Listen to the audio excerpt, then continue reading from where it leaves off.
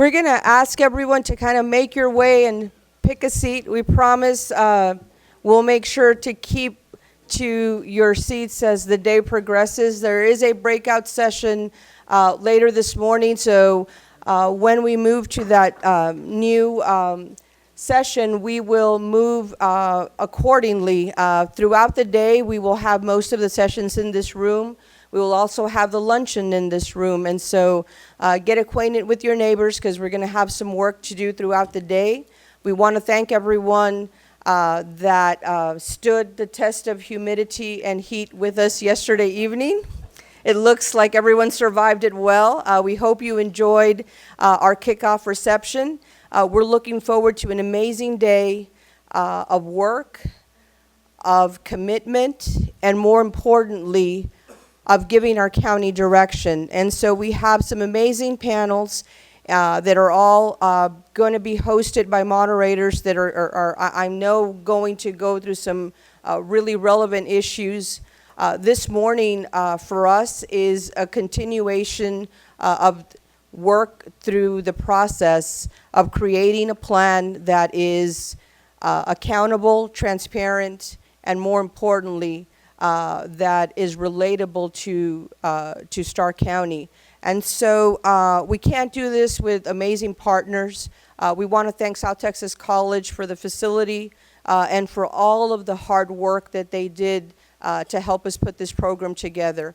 There has been no better example, we feel, about the kind of partnership that South Texas College and collaboration that they brought to our community among the other great things that they do. And maybe I'm a little biased, but the truth of the matter is that they have always been available for us when we need them. These are your facilities, and we want to make sure that everyone gets an opportunity to make the best of them and use them when we're doing these kind of programs.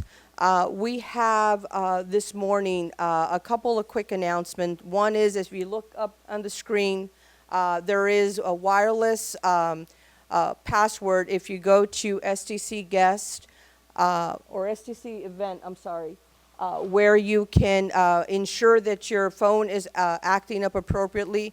Because this is an interactive day, we're not going to ask anyone to put your phones away, but we will ask you now to please put them on silent. So that we can respect each of our panelists and moderators as the day progresses. There is a survey that each of these panels is going to be asking for you to respond to. And in your table, you will find a QR code. If anyone has them throughout the table, you can just take a photo of it and go to that website, or you can enter that website. And every time a panel is concluding and beginning, you will have an opportunity to answer 2 questions from that particular issue. The data will be compiled through the luncheon and then presented in the afternoon with the other data that we collected during the last few months of town halls throughout the county. And so from our perspective, this is not the end of this process, but the beginning of furthering the work and dedication that everyone has put into getting the strategic plan update and creating real goals that we hope to achieve in a short amount of time. And so we do want to thank our sponsors, Starr Camargo Bridge and IBC. Please give them a big round of applause. They made your reception last night and our meal today possible. But more importantly, we also want to thank each of you for being here. We have the ability to work closely with the municipalities and with our county officials in these efforts. And I know we're already a few minutes behind, but I do want to give Commissioner Lloyd Garza an opportunity to give everyone a welcome, and he will be followed by our mayor, Mr. Joel Villarreal. Sir.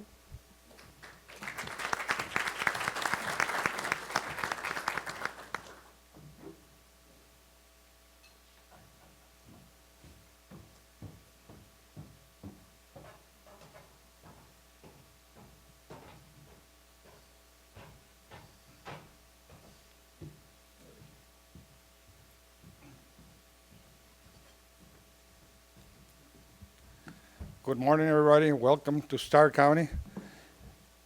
My name is Eloy Garza, and I'm the County Commissioner, Precinct 3, to this side of the county. On behalf of our county judge that is not able to be here with us and the rest of the Commissioners Court, we want to welcome you to Starr County and to South Texas College in Starr County. I know you have a busy schedule, but I want to thank you all on behalf of the Commissioners Court and the judge for taking time off of your busy schedule to be here with us on this event that we are all excited about the new events that we're coming in to better our community and the lives of our citizens. And of course, I want to thank the Industrial Foundation, Rose Benavides, and her staff for the wonderful job that they have done in this county, and not only as Industrial Foundation, but at the South Texas College, which has done a tremendous job. I think, in my opinion, the best thing that has ever happened to Starr County has been the college. Thanks to Mr. Manuel Benavides, her late father. She has followed her footsteps and has gone beyond that to bring this college about where it is. And like I said, I want to thank you all for being with us this morning to ensure that we have all the opportunity to better the lives of our citizens in infrastructure, health, education, in any way that our citizens can benefit.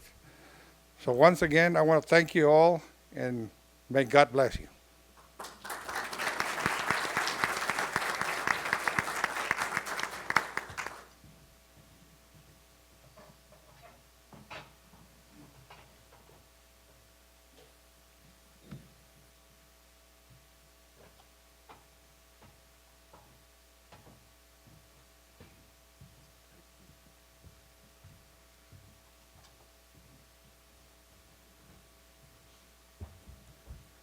I thought about making a shortcut here, but I said, what if something happens in the worst, one of those nightmare scenarios? But good morning, welcome, and thank you for joining us today for this Economic Development Summit, which is shaping the future of Starr County. And it is without question that through all our collective efforts in the different branches of government, the public, the private sectors, that Starr County has forged tremendous growth, prosperity, and success over the last decade. It is also true that the strength of La Grulla, Escobares, Roma, Rio Grande City, and the county of Starr is in direct proportion to the strength of our leadership at all organizational levels. I'm talking all organizational levels. So let us be proud of our prime position of strength. Nuestros lindos municipios y condado de Starr son lo mejor. And let us declare in one unified and resounding voice that resonates in Washington, D.C. and in Austin, Texas, we must demand and expect more for the place we call home. And we must fight for our future generations and our leaders of tomorrow. And we shall not accept no, maybe, or possibly, but rather yes, absolutely and definitively. We are Starr County proud, strong, and one. So let us unite right here, right now, for a common goal, a mutual direction, and for the greater good of our communities. John F. Kennedy said it best. Things don't just happen. Things are made to happen.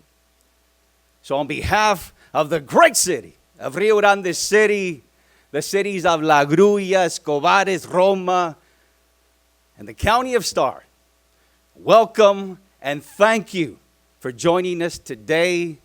Let us shape the future of Starr County. Let's make it happen. Thank you and welcome once again.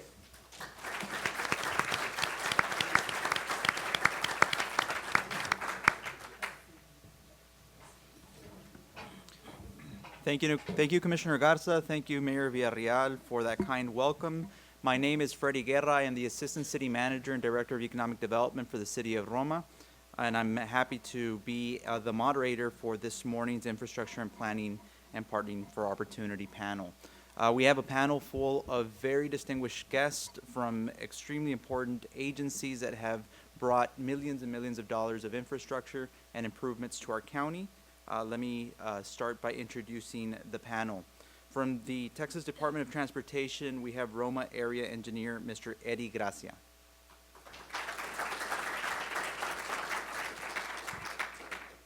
From the United States Economic Development Administration, our South Texas representative, Mr. Robert Peche. And from the U.S. Department of Agriculture, our Area Director, Mr. Roel Gomez.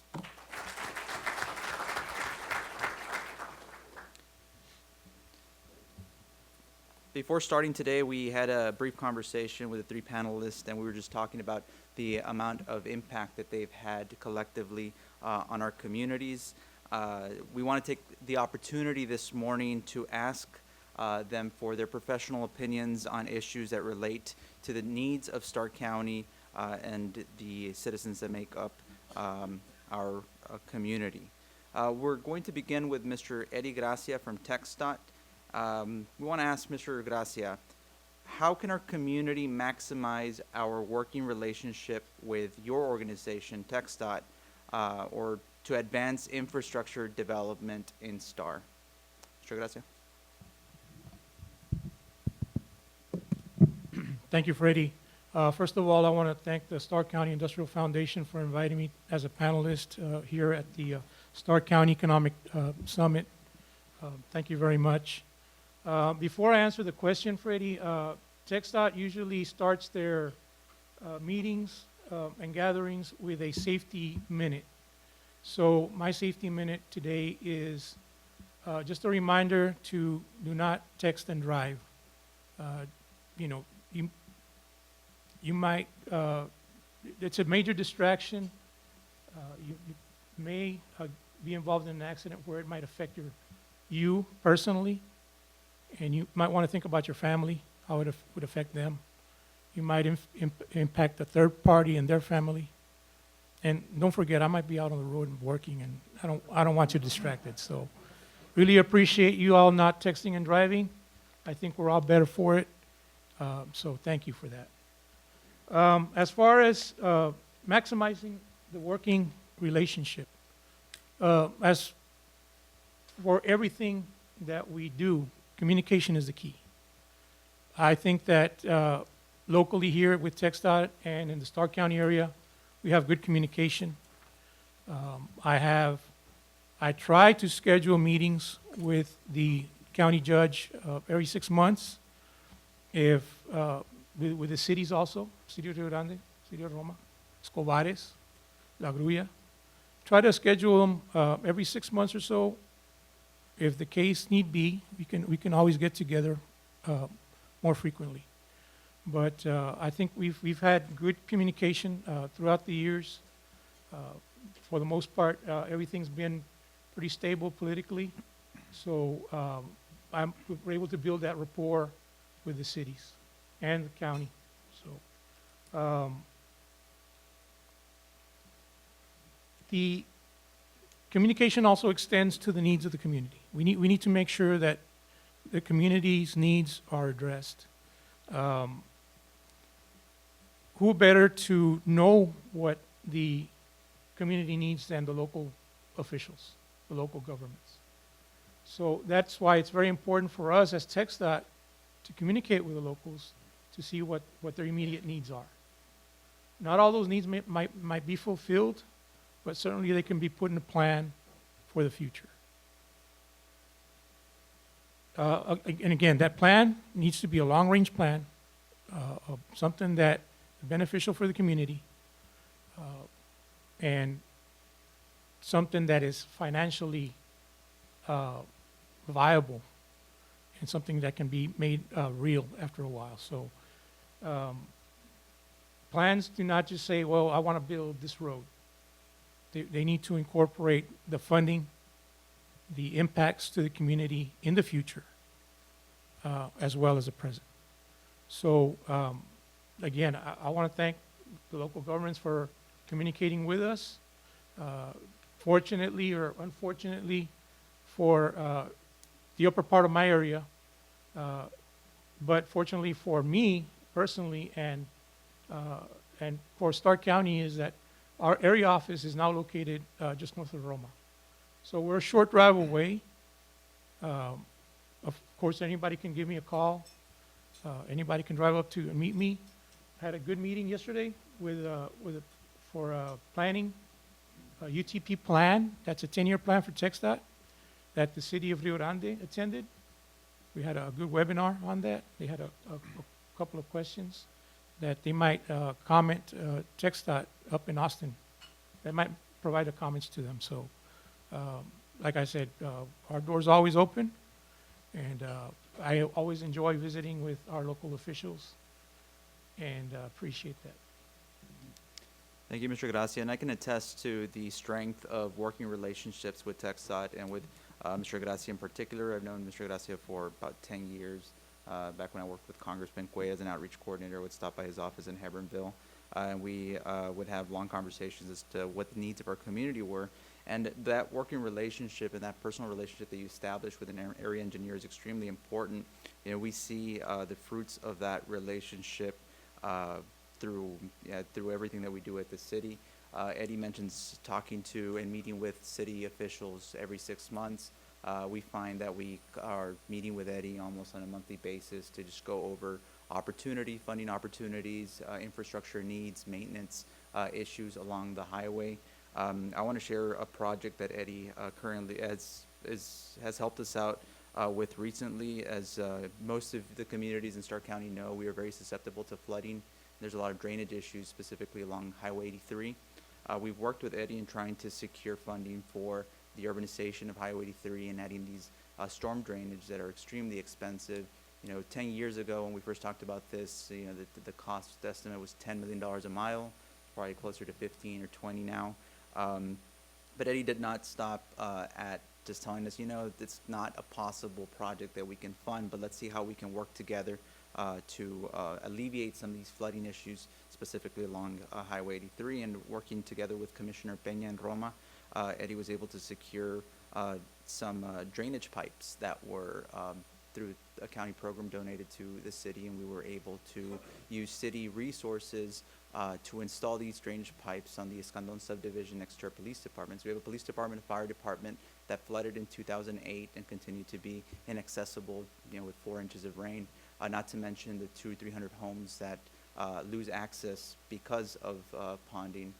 So we worked with Eddie and the county and together to resolve that issue. And see, those are issues that, you know, perhaps if you don't establish these relationships with your area engineer or with your regional representative, then there's no way of benefiting from these things. And a lot of times it's just we're looking at the big picture and these multi-million-dollar projects, but it's these $50,000, $100,000 projects that are very easily accessible through positive relationships. So I commend Mr. Gracia for his work at TxDOT here locally, and I invite 4 cities in the county to do the same and establishing these strong relationships. So thank you, Mr. Gracia. And now we're going to move forward with our next panelist, Mr. Roel Gomez. Mr. Roel Gomez represents USDA. USDA, a lot of times we just think about farmers, but USDA is so much more, specifically in rural communities. So I'm going to ask Mr. Roel what his take is on working relationships with local entities in the community. Mr. Gomez. Thank you. Thank you, Freddie. Good morning. I'm going to refer everybody to this program summary guide that you have on your tables. So at Rural Development, we believe that we are one of the few federal funding agencies that can build a small community from the ground up. The mayor mentioned not saying no to the different grants and funding sources that are available. So I think it's important for every community to understand where these monies are and how to apply for them and who's eligible for them. So USDA Rural Development has 3 different mission areas. The first page says business and energy programs. So there's a whole list of products that fall under the business programs that we have. Rio Grande City and Dalinda Guillen were successfully got our Rural Business Development Grant Program $300,000 last year, so they're familiar with some of the business programs. If you go to the next page, it talks about the rural housing programs, and there's a whole list of products that we have. Everybody used to associate rural development with the old farmer's home. That's all they do is housing. Well, as you can see, we do much more than housing. We have community facilities, we have drainage, broadband, energy efficiency. We have different programs. I wish we had one universal definition for what's a rural area, but Starr County is pretty good that most communities here will be eligible for just about all our programs. But the main thing is understanding what programs are available. So the last page talks about rural utilities and community programs. That's mainly where we deal with our rural water supply corporations, Real Water, El Saus, El Tanque, Union, and some of our smaller communities. So this gives you a snapshot of everything that we have. We talk about working relationships. It's great to have working relationships with our federal partners and our congressmen and our state reps, but we have to understand what's available to us. And I'm one of those that I like to go and listen to what the community needs. I don't think it's our job to tell you what you need. I like to listen, and then we can do a workshop. We can do whatever it is to further expand on a particular grant, loan, or even a guaranteed loan in certain cases. We have many, many examples of successful projects throughout South Texas and in Starr County, and we would like to continue that growth with Starr County. So I just encourage everybody to keep this. I have a bunch of cards. I'll be here as well.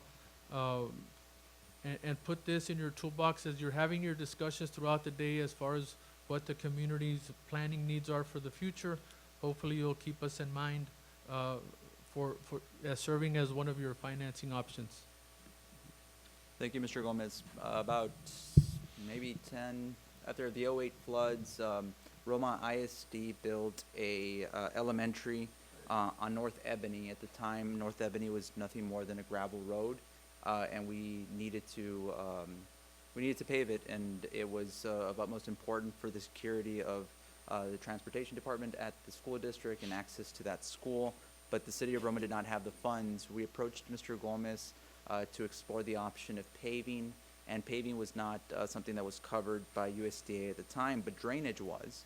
And we noticed that after that '08 flood, that two creeks would cross Ebony at different points, and that Ebony would be a perfect choke point for those creeks to funnel them to the river and protect subdivisions east of Ebony.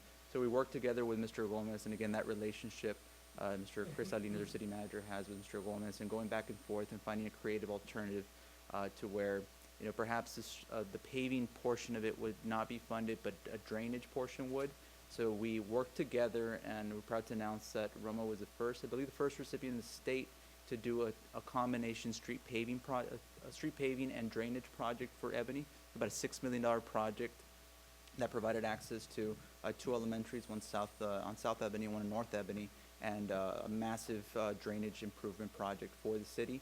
That model works so well for us that we're pursuing it for the paving of Fren Ramirez, which is one of the large minor arteries that goes north and south through the city. So again, that working relationship, not being afraid to ask, not being afraid to be creative, and explore options with our area engineers and local representatives is of the utmost importance. So thank you, Mr. Gomez, for all the work you've done for Roma. Now we're going to move on to US EDA. We have Mr. Robert Beche from the Economic Development Administration. Mr. Beche, what would you say is the best way to maximize working relationships between EDA and local communities? Thank you, Freddie. Good morning, everybody. It's good to be here. I'm with EDA, Economic Development Administration, and we're a very small agency. I have to start out by being just very honest, brutally honest. We're a small agency, so we have to be very, very selective in what we do because simply we don't have the amount of program funds that other federal aid, like these guys at USDA, I mean, I mean, we're a rounding error for those guys. But that's okay. I mean, what we try to do is we try to work with communities that help themselves. And the reason I say that is because what you are doing today is probably a great example of what communities have to do to be able to prepare themselves to come and work with EDA. Because our average grant size, we do grants for public works primarily, and we help with job creation, we help communities with job creation and job retention. And primarily we do infrastructure, and by infrastructure it's roads, buildings, utility corridors that a local community can develop, and then the private sector can come in and basically create a private sector operation and private sector jobs. So that's what we do. But for our entire 5-state region, and I'm in the Austin Regional Office, and that's Texas and the 4 surrounding states, our main programs have about $35 million for the entire 5-state region. And so that, if you know anything about federal agencies, you know that's just not a whole heck of a lot of money. But what we do is we work with allies throughout. And so the more you prepare yourself, the more that you prepare your community. I mean, this, as I said, is a great example of the type of preparation that communities have to do, because that tells us that you have done the community thinking that needs to be done so that you can develop your own path to the future. And when you do that, you can come to us and you can present a very, very good case that that what you're proposing in terms of an economic development project is really the best for your community, because it's well thought out. This isn't something that just someone thought about and, you know, it's a good idea, so therefore they come in with an application. You know, quite frankly, often we do get very good projects that way. But we have the most success with communities that have done exactly what you're doing today.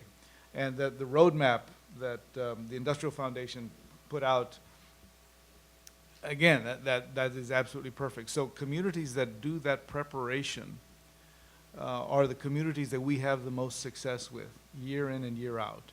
And we've been around since 1965. We were created during the Johnson administration. And over 60% of our funds have gone into rural areas, small communities in rural areas. And we take pride in that, because we take pride in working with large and small communities. But again, it's really helping those communities that help themselves by planning, by organizing, by creating that vision, by creating that roadmap as you have in your plans towards your future. And then what we do is we come in and we just help with particular projects that are gonna help your community with job creation and job retention. So what you're doing today, and I hope you don't think this is just a cop-out, a very easy way to make my way through my comments, but this is the type of thing that really we like to see, and we really need to see the local communities do. Because as I said, then you can prepare the compelling case. Because with a small agency, you know, we never have as much funds as we need to fund all the applications that we get. So those applications that are successful in getting EDA funding are those applications which make the case that, number one, you've given it some thought, you've come up with this plan, and this particular project that you're applying for is going to make the greatest impact in your community. And again, we're very small, so we try to select those projects that are going to have the greatest bang for the buck. I mean, it's going to create the most jobs, have the greatest impact in the local communities. So this type of effort is absolutely critical. So preparing yourself, organizing yourself, creating that vision, creating your own roadmap to the future is the best way. And then secondly, you know, I'm the EDR for Southern Texas, what we call Southern Texas. And the reason we call it Southern Texas, the reason I call it Southern Texas, is because when you're from Texas and you say South Texas, everybody thinks the Rio Grande Valley. Well, my territory, I serve a territory, I'm based out of San Antonio, and I serve a territory that goes Del Rio, north of Austin, Georgetown, College Station, Bryan, over to East Texas, and all the way over to Beaumont, Houston, and everything south, all points south. There's one of me. But what we do is we work with the local councils of governments, we work with the local communities, and therefore by doing so, we multiply our efforts.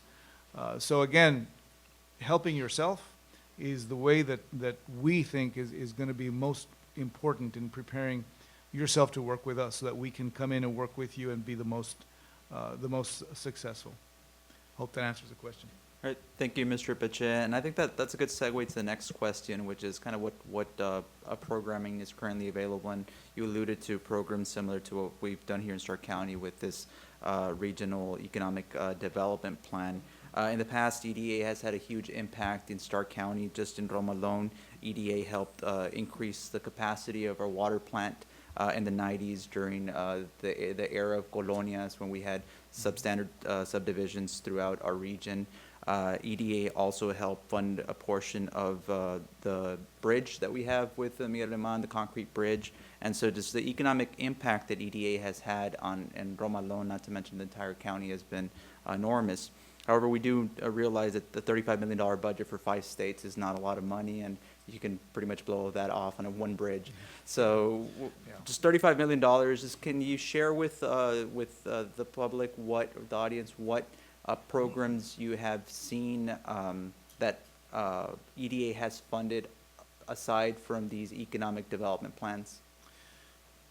Well, our main programs are public works and economic adjustment.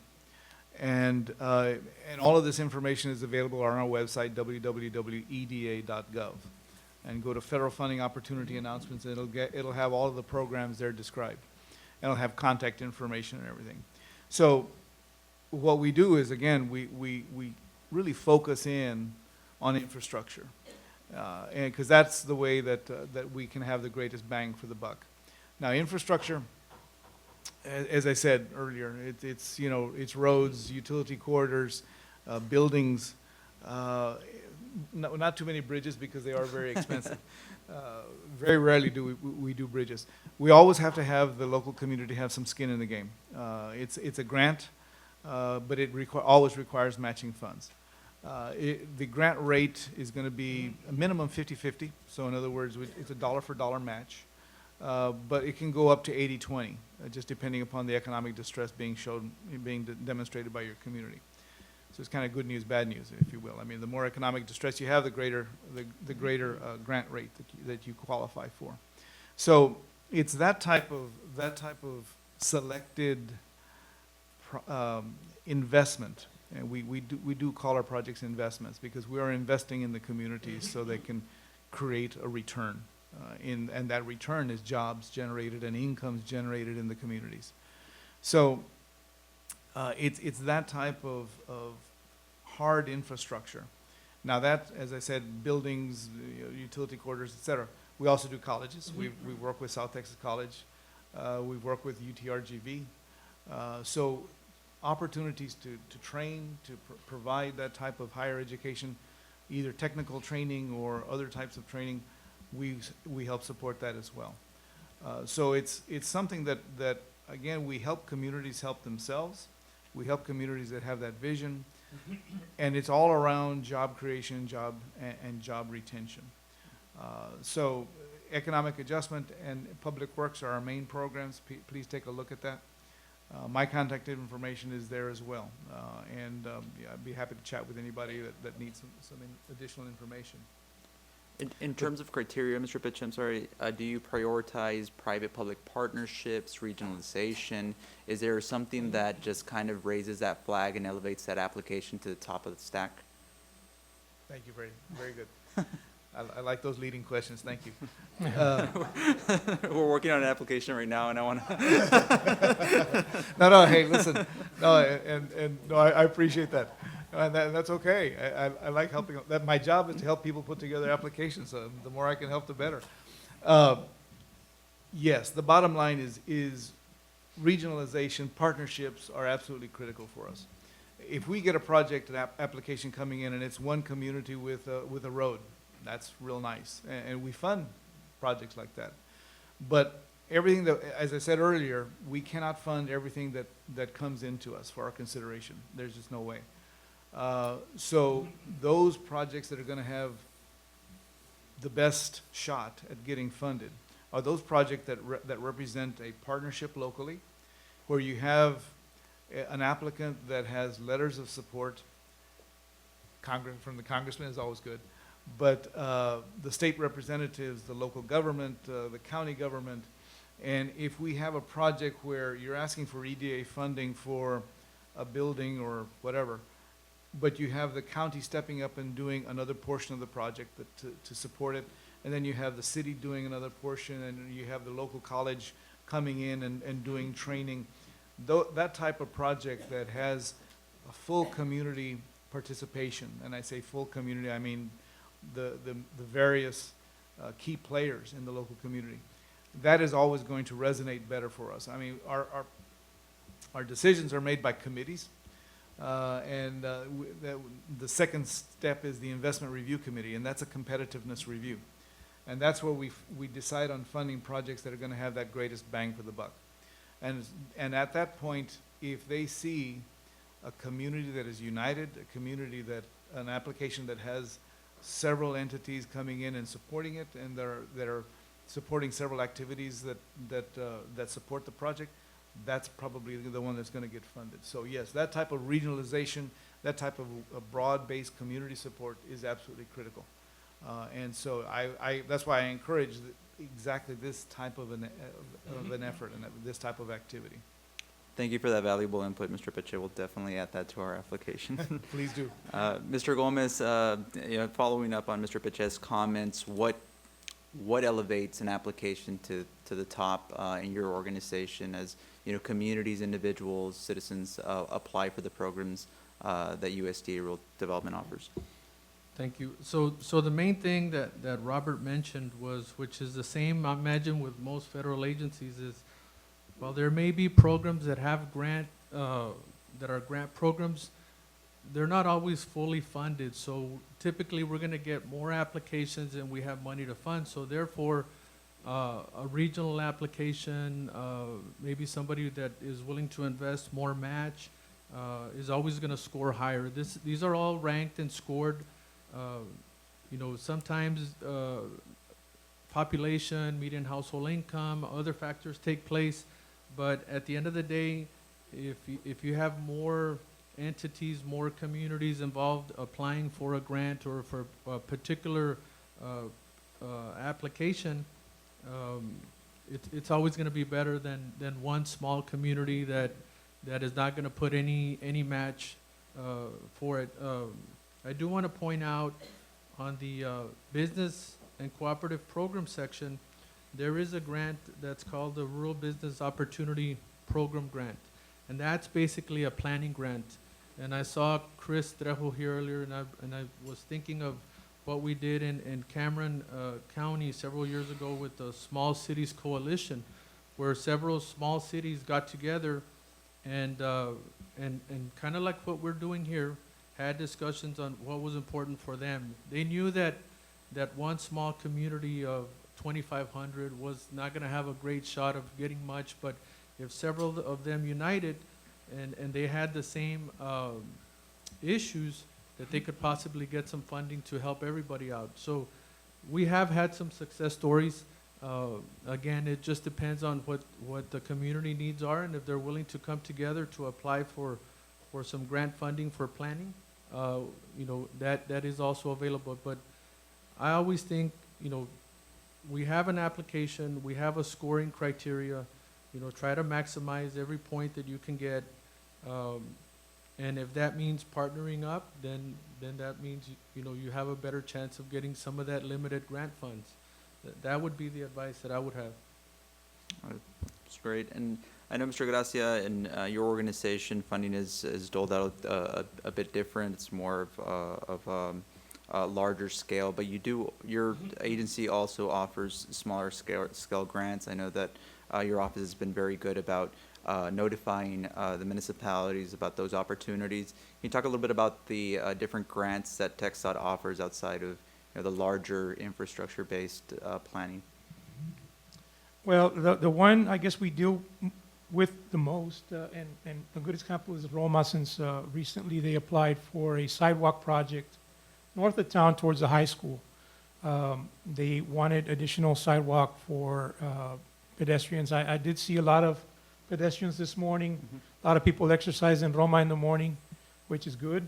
I saw a lot of people walking out there towards 650, towards the Fronton entrance. So basically, that grant is what used to be called a search grant. It was a safe routes to school grant, which it was a competitive grant where municipalities, local governments could apply competitively for money statewide available for safety improvements for pedestrians to and from schools. So the name has changed to TASA. I don't recall what it means, but it's basically also like a sidewalk type of grant. Those are the types of grants that we offer, mostly multimodal type grants, something other than vehicular traffic. So more recently also, well, we've dealt this for what, Freddie, about, I want to say 30 years now. Yeah. And not me personally, but But- TxDOT and the city of Roma and the county with the suspension bridge in Roma. We had what was called a state infrastructure Enhancement. the STEP grant, State Transportation Enhancement Program, where the city of Roma applied and received approximately $1.6, $1.8 million. But this was back in the 90s, in the early 90s. Unfortunately, because of some political issues, the money wasn't all lost. We did lose some of it, but it was used for some engineering studies and such for the bridge. Unfortunately, those are obsolete because of the length of time involved. But like I said, there's grants. I know we did a lot of, and like I said, I don't deal with grants too much. The Tiger Grant. The I know Tiger- the the Tiger Tiger Grant has Grant. been big over the last several years. Tiger grants, we applied for the Tiger grant in order to facilitate the preservation of that bridge also. It was unsuccessful, but those types of grants are available. Basically, it's for roadway improvements, local roadway improvements. I know the railroad, for railroad crossings, we do offer money to improve safety along railroad crossings that cross even local streets. Of course, there's some give and take. I heard that we must be ready to participate, bring something to the table.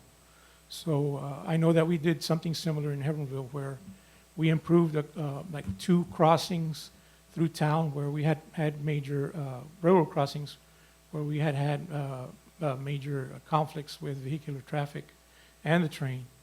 But in order to get some of that money, the give was that they offered to close 1 or 2. So the overall safety was improved. Some money was involved to improve the crossings, but then some crossings were released as a consequence. So we have a few. Unfortunately, I don't know all the names to them, but there's some out there that are beneficial. Like I said, the most beneficial to me is the safe routes to school because it improves greatly the safety of our kids going to and from and pedestrians to school. So that's basically all I got. Thank you, Mr. Gracia.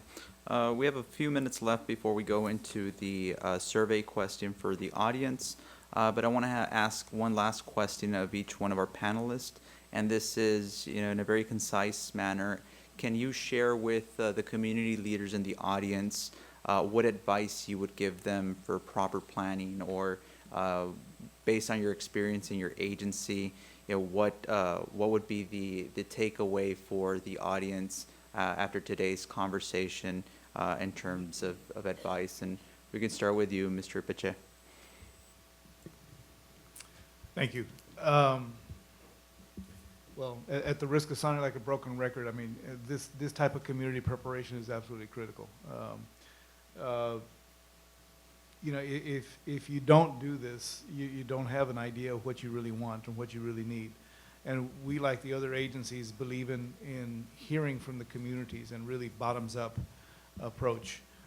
If we have, I mean, certainly we only have certain types of programs, but we're not in a position to come in and tell you what you need. If you listen to me and I tell you, yeah, this is the greatest, no, that's probably not going to be the best thing for you. The best thing for you is things that you develop on your own in terms of you have the vision, you know your local area, you know your people, you know what you need. But going through the process of developing that and being able to articulate that is again, the step that you need to take. So that's that type of preparation is I think the most important. And again, I'm sounding like a broken record. I'm saying the same thing over and over again. But that's where you're going to be most successful in working with us, because the community that knows themselves and knows what they need are going to be able to articulate that, and therefore you're going to be more competitive. That's great.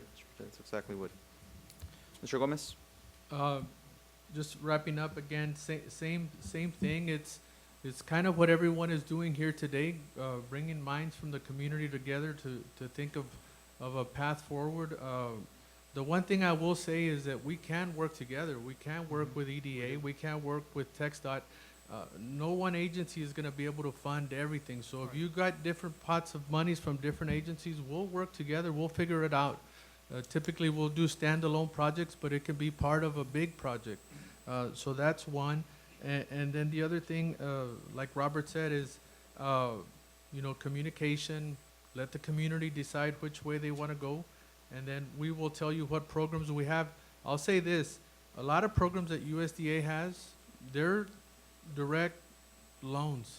We do have grants, but our bigger projects, even the one we did in Roma, revolved a good size of loan, even though it had a lot of grant. But the community also has to decide what debt service do we want to take on going forward. We have low interest rates. They're 40-year terms to keep taxes down, to keep the water rates down, just to get these projects off the ground now so it doesn't cost us more tomorrow. But it's the community that's going to decide what projects, whether it's a city hall or a fire station, police station, a street or drainage project. There's 40 different programs that we have, and if you count TxDOT and if you count EDA and if you count all the other agencies, we could all figure it out, come together and do workshops to identify what the community needs. I myself, we're based out of Edinburgh. We have an office here where we come on Wednesdays. I still call it Elsa State Bank, but I guess it's Real Bank now, where there's a USDA service center there. But we're available. I'll be here. I have cards. My staff will be available. We're not going to just hand you an application and then turn our back. We're going to help you get through the checklist. Whatever has to get done, we'll do it. We understand a lot of small communities don't have big grant writers or big consulting firms. That's fine. That's what we're used to. We will take you and walk you through the process until we get it done. Thank you. Thank you, Mr. Gomez. Mr. Gracia, what advice would you give local leaders and members of the audience in the community? Mr. Peche, he mentioned vision, and I think that's the most important aspect of planning. All too often we react to build a project, but we need to be more proactive in that we need to have a long-range plan and work that plan, update it as necessary. But once that plan comes to fruition, we want to ensure that the project that we planned is can withstand growth around it. We see it too often in TxDOT where we will build a road and then all of a sudden development sprouts from nothing. So we got to, as planners, we got to consider what type of effects our project will have in the future. So the plan does not just involve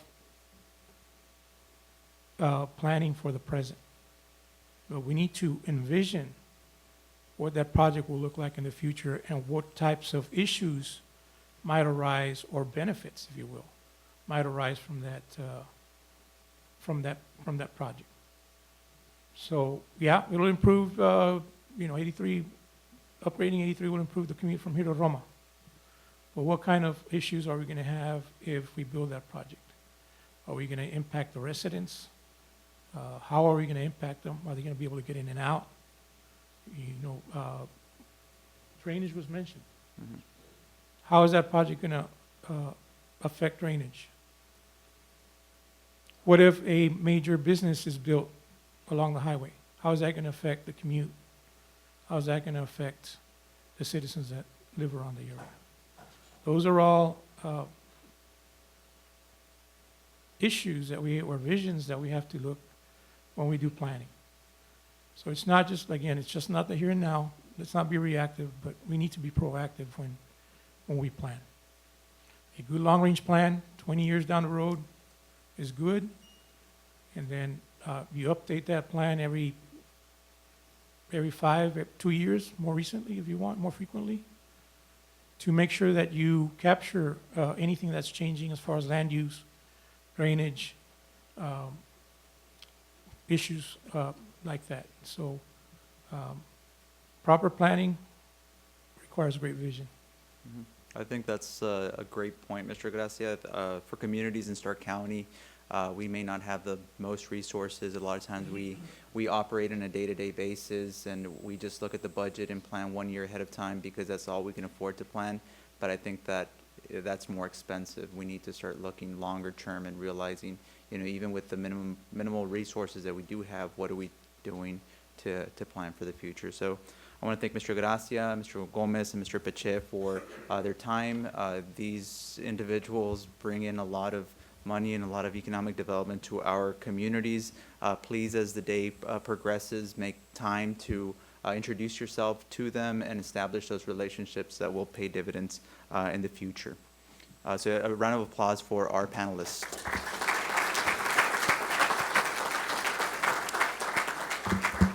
At this time, we do have an opportunity to participate with the audience through a interactive session.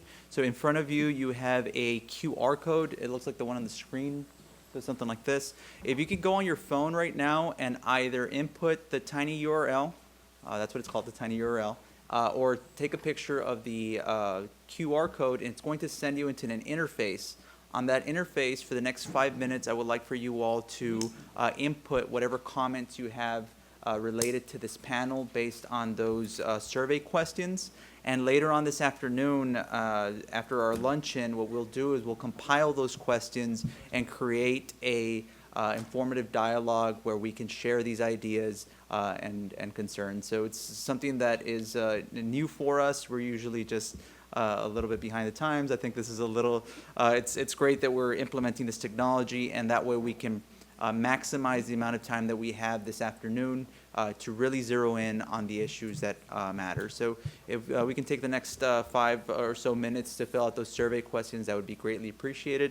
Again, on behalf of the City of Roma and myself, Freddy Guerra, and the panelists, thank you so much for your time this morning.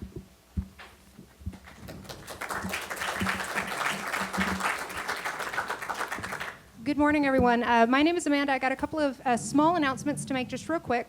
First and foremost, if you are attempting to take pictures of this QR code and it doesn't seem to be working, don't worry too much about it. There is a URL that you can type into the browser on your phone that'll take you to the same survey. Also, in regards to that survey, once you get to the second question, it has 2 submit buttons. Please make sure you're clicking the submit button that goes with the question before you click the one at the very bottom, because that one at the very bottom says you're done with the survey, you've closed it. So we might not get that response from your second question. And we do have a few folks here in the room that are here to help with the survey if anybody needs any assistance. David, Anya, and Millie. There's David. Anya and Millie, if you guys want to raise your hands real quick.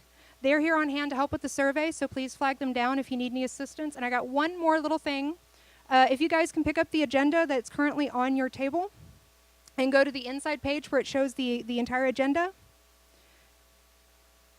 Okay, give you guys a minute to do that. All right, so on the breakout sessions, you'll notice that we have 2 breakout sessions, but we don't have any locations written down. If you are interested in going to the economics of healthcare, that's going to be in H1202. Go ahead and take a moment to write that down if that's something you're interested in going to. H1202. It's right around the corner. It's in this building. Yeah, it's in this building. All right. Thank you for your time.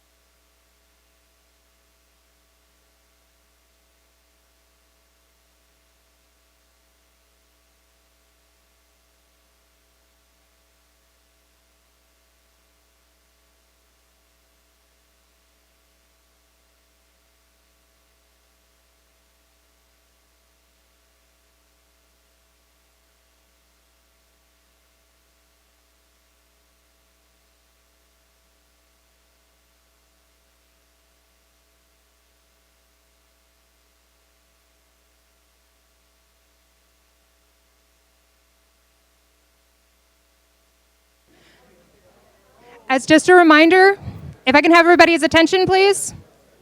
As just a reminder, the session, The Economics of Healthcare, is in 1202. 1202. Write that down if that's a session you'd like to attend. 1202 here in this building. Oh, okay. We have somebody here over at the door. If you're wanting to get to 1202 and you're not sure where it's at, the young lady over here that's holding her hand up, she can take you over there.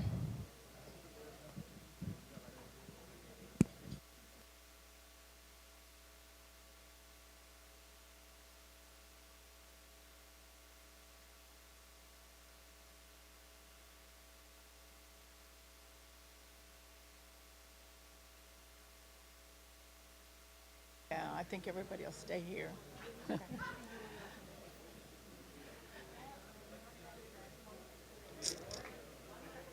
We, just to kind of, again, so that I know this is difficult, you will be coming back, but we do need some of you that came in for the health care. If you will go to the exit, somebody will walk you to the room so that we have some participation with our health care, with like Dr. Cardenas and people like that.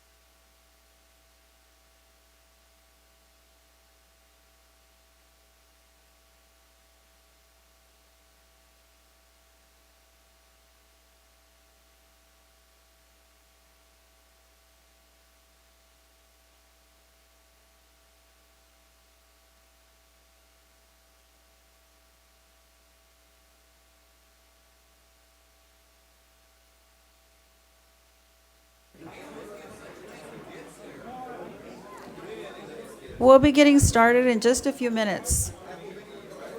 If we can begin to take our seats, please.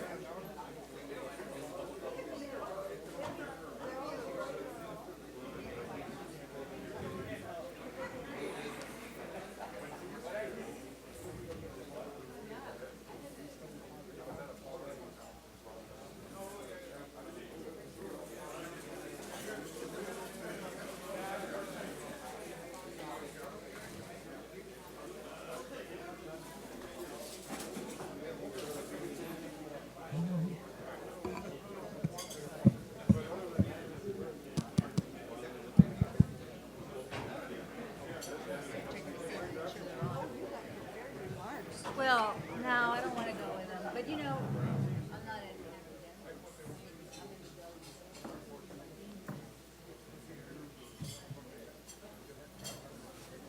although a lot of it, I was just talking to Chris, I said, you know,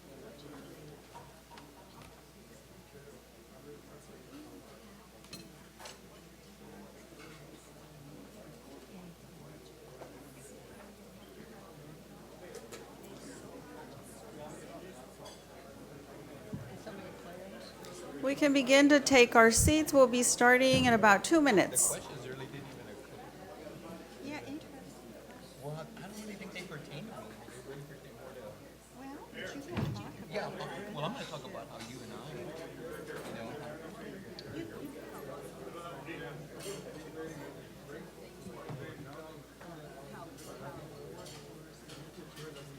Oh, yeah. Your apprenticeship programs and Yeah, yeah.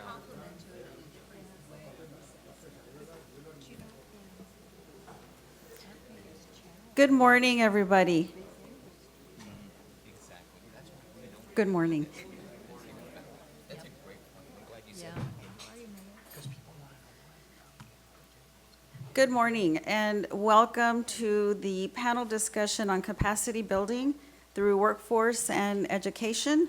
That's the panel that we will be here. I won't do what they do on airplanes, that they say if you're not in the right place, this is the time to leave, because I think this is really the discussion, the topic that is just so important. And we're excited about having you. Thank you for picking this session, because I know that there was a choice. But you will not be disappointed, because the three panelists that we have here that I will introduce in just a few minutes are truly three of the most accomplished leaders in the field of workforce development and education. So we're very excited about what we're doing here today. I am honored and excited about moderating this panel discussion for you. My name is Chris Trejo. I work with the University of Texas Rio Grande Valley. I oversee the Office of Community Engagement and Economic Development, and have been doing this work for quite a long time. Rose told us last night at the reception that she threw a party to entice all of us to make sure that we were here this morning. But it was really a great time for many of us to come together and reflect on the work that we've been doing for many years. And it's exciting to see what great progress we've made. And it's also even more excited about the foundation that has been built for the future, which is what we're here to do today. Today, in this panel, we would really like for it to be interactive, and so we're here to have a dialogue. And so think about it that way, a dialogue about how employers, educators, and workforce systems can create cross-sector partnerships. And it's something I think that we all talk about. It's something that we all live every day in our work. But today, our panel of experts will be sharing some of the practices that they have employed and how some of that has worked, and give us some ideas on how we can really move this this work forward. So once you have heard, the way the panel will take place is that I have a series of questions that we will be asking the panelists. They will respond. I'd like to time it, and so we'll be on time. So Julian, if I step in and say, Julian, that was a great idea, Dr. Reed, don't be offended, but part of my job is to make sure that we stay on task. And one of the things that I would really like to do is to leave at least a few minutes at the end for questions and answers because they have a wealth of information, of expertise that will be really important. Right now, when we finish the session, I saw a couple of hands go up and we really didn't have the opportunity for answering questions. So I will try to keep us on task, and at the end, there will be the opportunity to, again, be interactive and respond to some survey questions that will be contributing to data that was being analyzed throughout the day that will really inform the planning process, the strategic planning process that will take place this afternoon. So please don't leave without logging in and answering those survey questions. It just takes a couple of minutes, and it's very, very critical information. I'd like to just take a few minutes to introduce our panelists, and so I'll do it quickly because our time is limited. We have about 50 minutes, and so, but because our panelists will be here throughout the day, I really want you to know what their background is, what expertise they bring to the table. If you didn't get an opportunity to ask a question, to do so throughout the day. So Julian Alvarez III is the commissioner representing labor for the Texas Workforce Commission. Governor Greg Abbott reappointed him to the three-member commission on March 7th, 2017. His commission appointment expires in 2023. As labor commissioner, Julian represents the interests of more than 13 million Texas workers with respect to TWC services and ensures that their concerns are considered in all commission actions. Prior to his appointment, Commissioner Alvarez served as the president and CEO of the Rio Grande Valley Partnership, fostering relationships and coordinating programs to advance regional economic development and employment opportunities. So he's one of us.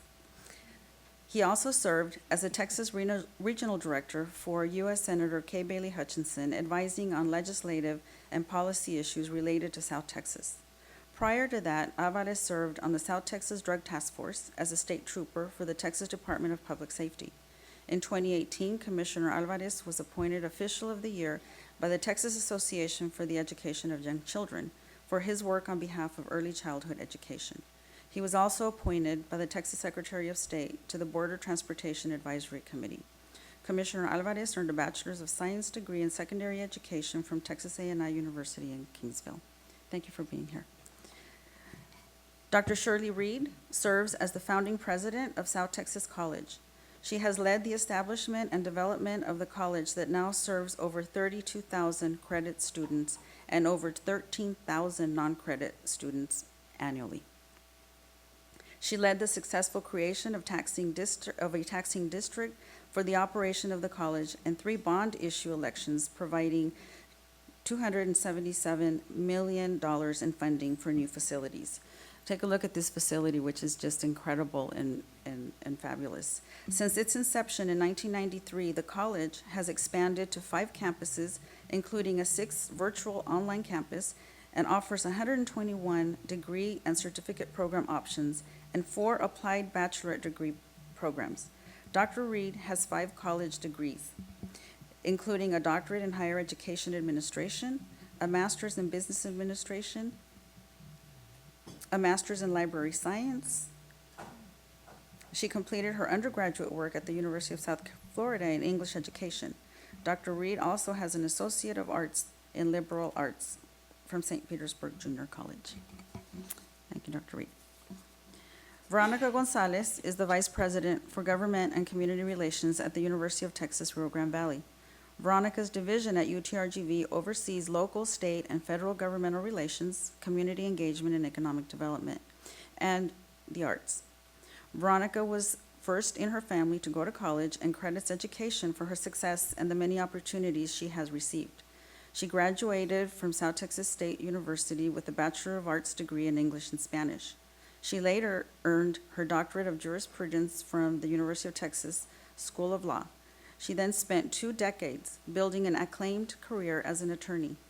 In 2012, she was named partner in the law firm of Kittleman, Thomas, and Gonzalez. And in 2008, she was recognized as one of 30 extraordinary women in law by Texas Lawyer. For 4 consecutive years, she was named a super lawyer by the Texas Super Lawyers. In 2004, voters in McAllen, Mission, Edinburgh, and Alton area elected Veronica to serve as the first female representing District 41 in the Texas House of Representatives. She was reelected 3 times. Veronica continues to be active in the community and currently sits on the boards of the Edinburgh Chamber, Easter Seals, and the Advocacy Alliance Center. So all three of our experts started their work when they were about 10 years old. No. Just saying that. So we have about 50 minutes to go through this session, so I would like to begin with our first question. And I'd like to begin with you, Dr. Reed. The value of education and workforce preparedness has advanced significantly in our region, attributing to the creation of a college-going culture. So over the years, and many of us that were talking last night about our work could very clearly see that over the years, a college-going culture has really evolved in our region. Dr. Reed, what major institutional milestones or organizational strategies would you attribute to these advancements in our region? That's a very big question. Let me say good morning to everyone. Thank you for being here. And let me clarify, I was really 5 when I began my career. I'm much younger than my 2 colleagues here. Let me answer that question by focusing on the creation of the college. The vision for the future of Starr County is really in our hands. And it was 25 years ago that there was a vision to create a community college. It was beyond the comprehension of most people in Starr County and Hidalgo County. I can clearly remember walking the 100 acres of rotten cantaloupe and the board saying, this is going to be the new campus for Starr County. You really think so? But with the support and the belief in the vision and the working together, we were able to successfully pass the creation of a taxing district, pass the bond elections. We've had 2 subsequent bond elections. And the truth of the matter is, if it was not for the overwhelming support of Starr County, South Texas College would have never been established. It was the voters of Starr County. So whatever the vision is for the future of Starr County, it can be realized. And how was it realized? Working together, hard work, picking yourself up when you were knocked down, but staying the course. I just want to mention a couple of factors that I think were really essential in this college-going culture concept. It's very commonplace today, but 25 years ago, coming to a community like Starr County and saying, we really need to create a college-going culture. And our message was, going to college was possible, it was affordable, and it was really expected for everyone. I mean, there was silence in the room. Like, how is that possible? I could never afford to go to college. I could never afford for my child not to be working to contribute to the support of the family. Where would they get a job? Why would I waste my time going to college? So in the last 25 years, we truly have helped shape this dream that everyone can go to college, and I add, needs to go to college. It may not be to earn a bachelor's degree in an academic area. It may be to get a certification in welding, HVAC technician, a nurse, a future teacher. But it's the path to a quality of life. I believe it is the only path to a quality life. And we have achieved this milestone where today a college-going culture is a very common discussion.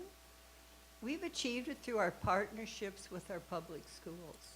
We could have never achieved this if it wasn't for the support of the school districts in Starr County. Our dual enrollment programs, whereby Rio Grande City has an early college high school. Roma ISD is participating in our dual credit academies. Many opportunities for students in high school to begin college without tuition, to get on the path to a college degree, to build that confidence, that expectation that I am going to college and I am going to complete college. And it also would have never happened without the cooperation of the county government and the city governments. It was all of us working together that made this possible. So from 100 acres of rotten cantaloupes, just take a look at this campus today. You can accomplish whatever you set forward as your vision. And I was talking to the mayor of Escobaras, and we were saying, can you believe this? Are we really going to see this new vision for Starr County? And the mayor was saying, we've got to bring the people with us. We have to get everybody to want to dream like we're dreaming, or it's not going to happen.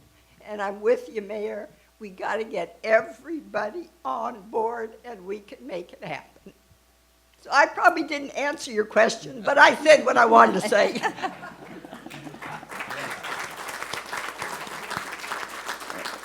Veronica, so UTRGV is 4 years old. With it, Almost of five. course, almost 5, brings years and years of legacy institution capacity and capital. So from the University of UTRGV's perspective, how has the college-going culture really been achieved over the years in the region? Thank you, Chris. And I just want to thank y'all for the invitation. I know I'm not Dr. Bailey here or our head of academic advising, but I think my best experience in answering this question is the fact that I'm a first-generation college student. I know what it is like to grow up where your parents are talking about, we want you to go to college, we want you to go to college, because they didn't, but not knowing how to get you there. And so every day that we work in trying to figure out what we can do to continue to promote the college-going culture, we look at what are the impediments for a student to go to school, and what are the impediments for a student to stay in school and then graduate and then get into the workforce, and how can we work with our communities and all our partners so that we make it easier for the students and less intimidating. We still have about 60% of our students are first-generation college students. So even though we have very much improved in the college-going culture, we still have a lot of people here in the Rio Grande Valley that for the first time, they're getting that higher education. And that's a tremendous asset to our communities and to our workforce. And so some of the things we've done is we look at, first of all, we want to align our degree programs with what is needed in the communities, right? And we see this all the time because we talk about the brain drain. I hear employers sometimes say, we don't have an educated workforce. We have an educated workforce. SDC is doing a tremendous job in producing 30,000 plus students with a 2-year degree. We have 29,000, almost 30,000 students as well. TSTC, TSC, we have an educated workforce. We just don't always have the jobs for them. And we don't necessarily want them to stay if they can't get a good job, a good high-paying job. But we need to bring the companies here that will create those jobs. So we look at aligning our degree programs and our courses with what's needed in the community. Financial aid is huge, right? We look at how can we make it affordable for students to go to college. We're one of the least expensive universities. I think we're actually #1 in the nation overall for Hispanic serving institutions on cost.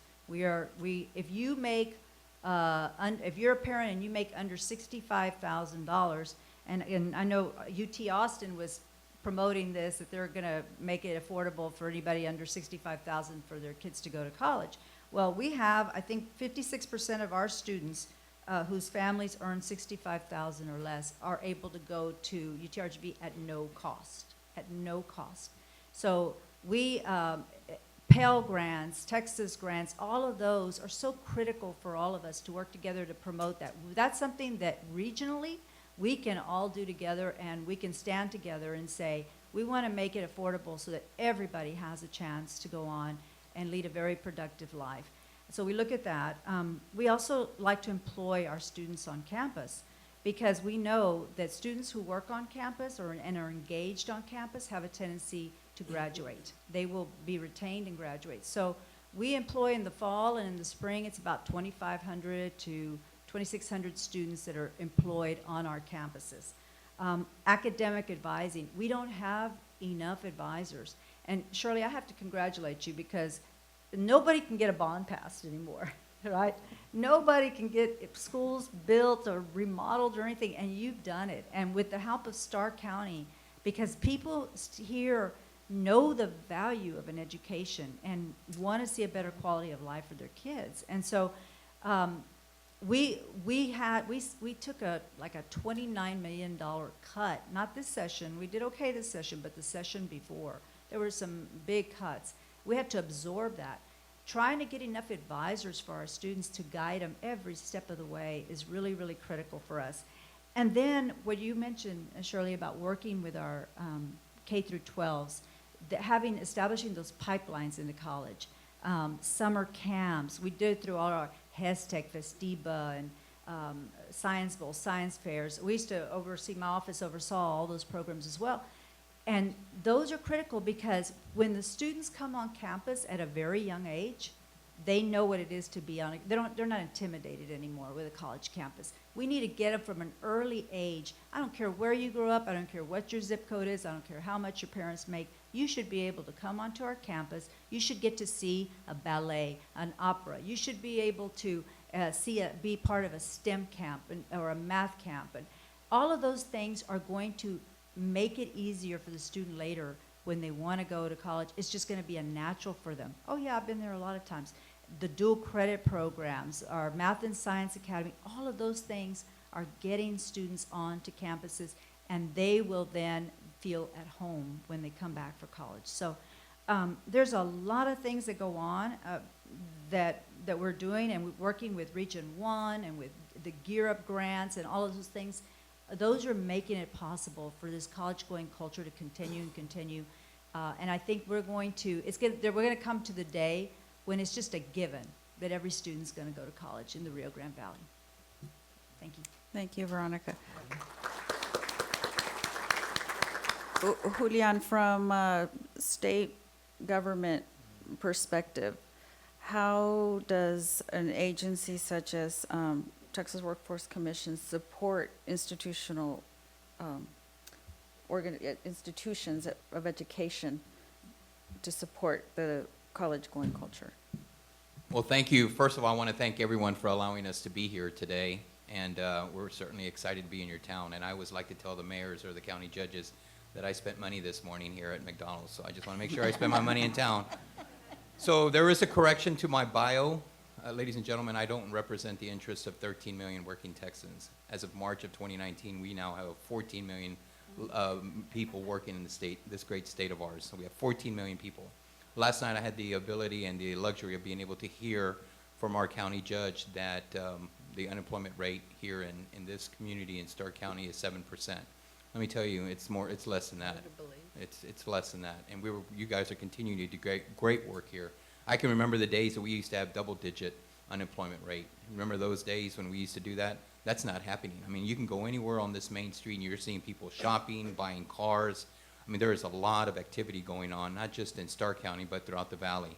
I have to compliment the leadership of those people who serve as our county commissioners, our mayors, our county judges, for supporting higher ed. And they've been doing it for some time, but it has actively been more aggressive in the last couple of years by supporting Dr. Reed and Veronica Gonzalez. I mean, think about the energy that's been taking place. When UTRGV brought in a medical school, when Dr. Bailey came down here, It was like having like Elvis Presley down in the area because he was a rock star. I mean, no one knew him, but everybody was just so excited to have a four-year institution or at least a medical school down here.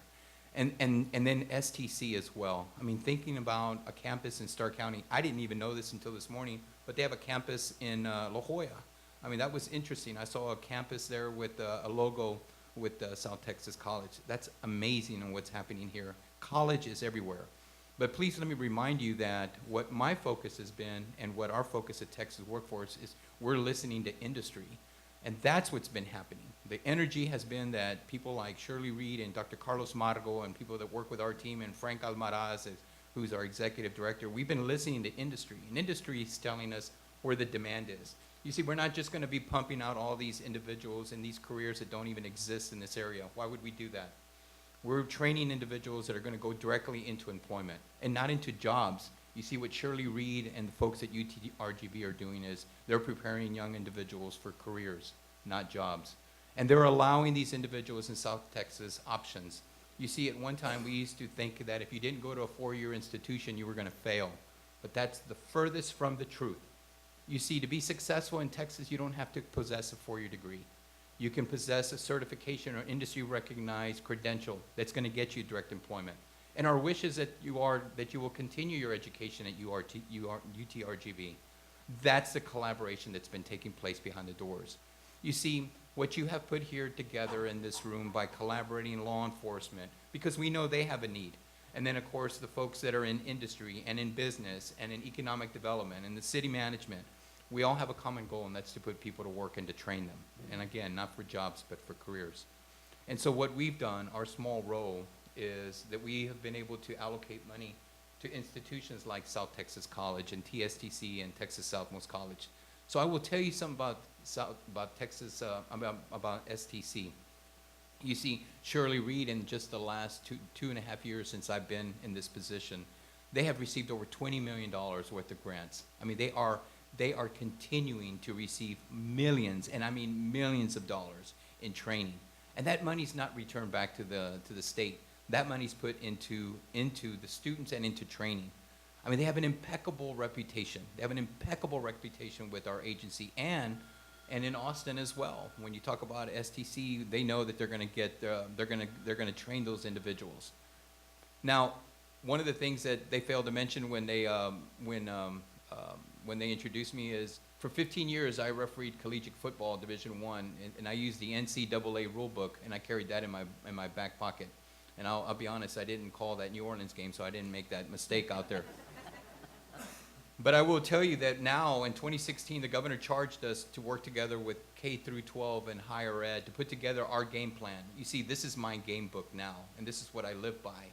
And many of the things that are in this book actually were actually recommendations by folks like Shirley Reed or Veronica Gonzalez, or people in the community like a co-locate specialist, or Veronica, who says, I'm the first-time generation college student and never experienced an opportunity maybe go into a STEM-related occupation. Well, by having those discussions, I will never forget, we had those discussions at STC in McAllen with Raymond Paredes and Mike Morath, and we were talking about a co-locate specialist, or initiatives where we could encourage young girls to go into STEM-related occupations, things that had never happened here before. And let me tell you, we rolled out $4 million, and now we have Coding Camp for Girls. It's a statewide initiative, and many of those grants were awarded here in South Texas. And that's a compliment to many of you that take time from your busy schedules to come into forums like this and provide us information. So I hope that was of some assistance. Thank you, Herlan. And again, to loop back around about how important it is that these ideas that we're getting that really go into a strategic plan and that are forwarded so then it can really inform where resources are allocated. Veronica, we talk often, and I think in the circle and in our disciplines, about partnerships, about collaboration. It's something that we live on a daily basis. We know that the link between economic development, workforce, and education is vital to the economic growth in our communities. Report after report, study after study shows that when those partners come together and collaborations truly take place, there's success. If you can tell us from UTRGV as an organization, what are we doing? What is UTRGV doing to create these cross-sector partnerships? Well, okay, thank you for that question. And I mean, you heard it this morning with the first group that was up here, and you're going to probably hear it all throughout the day, and that is that collaborations, partnerships, communication are key. And I'll tell you, from our standpoint, it's really challenging because we are all over the valley. And I know, Shirley, you know that too, being all over the valley. I was in Brownsville yesterday. I had been in Austin the night before, so I flew at 6 a.m. to be in Brownsville for an initiative that we're doing there with the city as well on space and expanding frontiers and the new industry that we can maybe bring to Cameron County. We look at, with the island, we look at medical, how we can expand that throughout. And I have to say, I think I don't know if he's still here, but Commissioner Garza was critical to us establishing an area health education clinic here in Starr County in La Victoria to be able to provide services for the indigent who need health care. So those partnerships are very, very critical.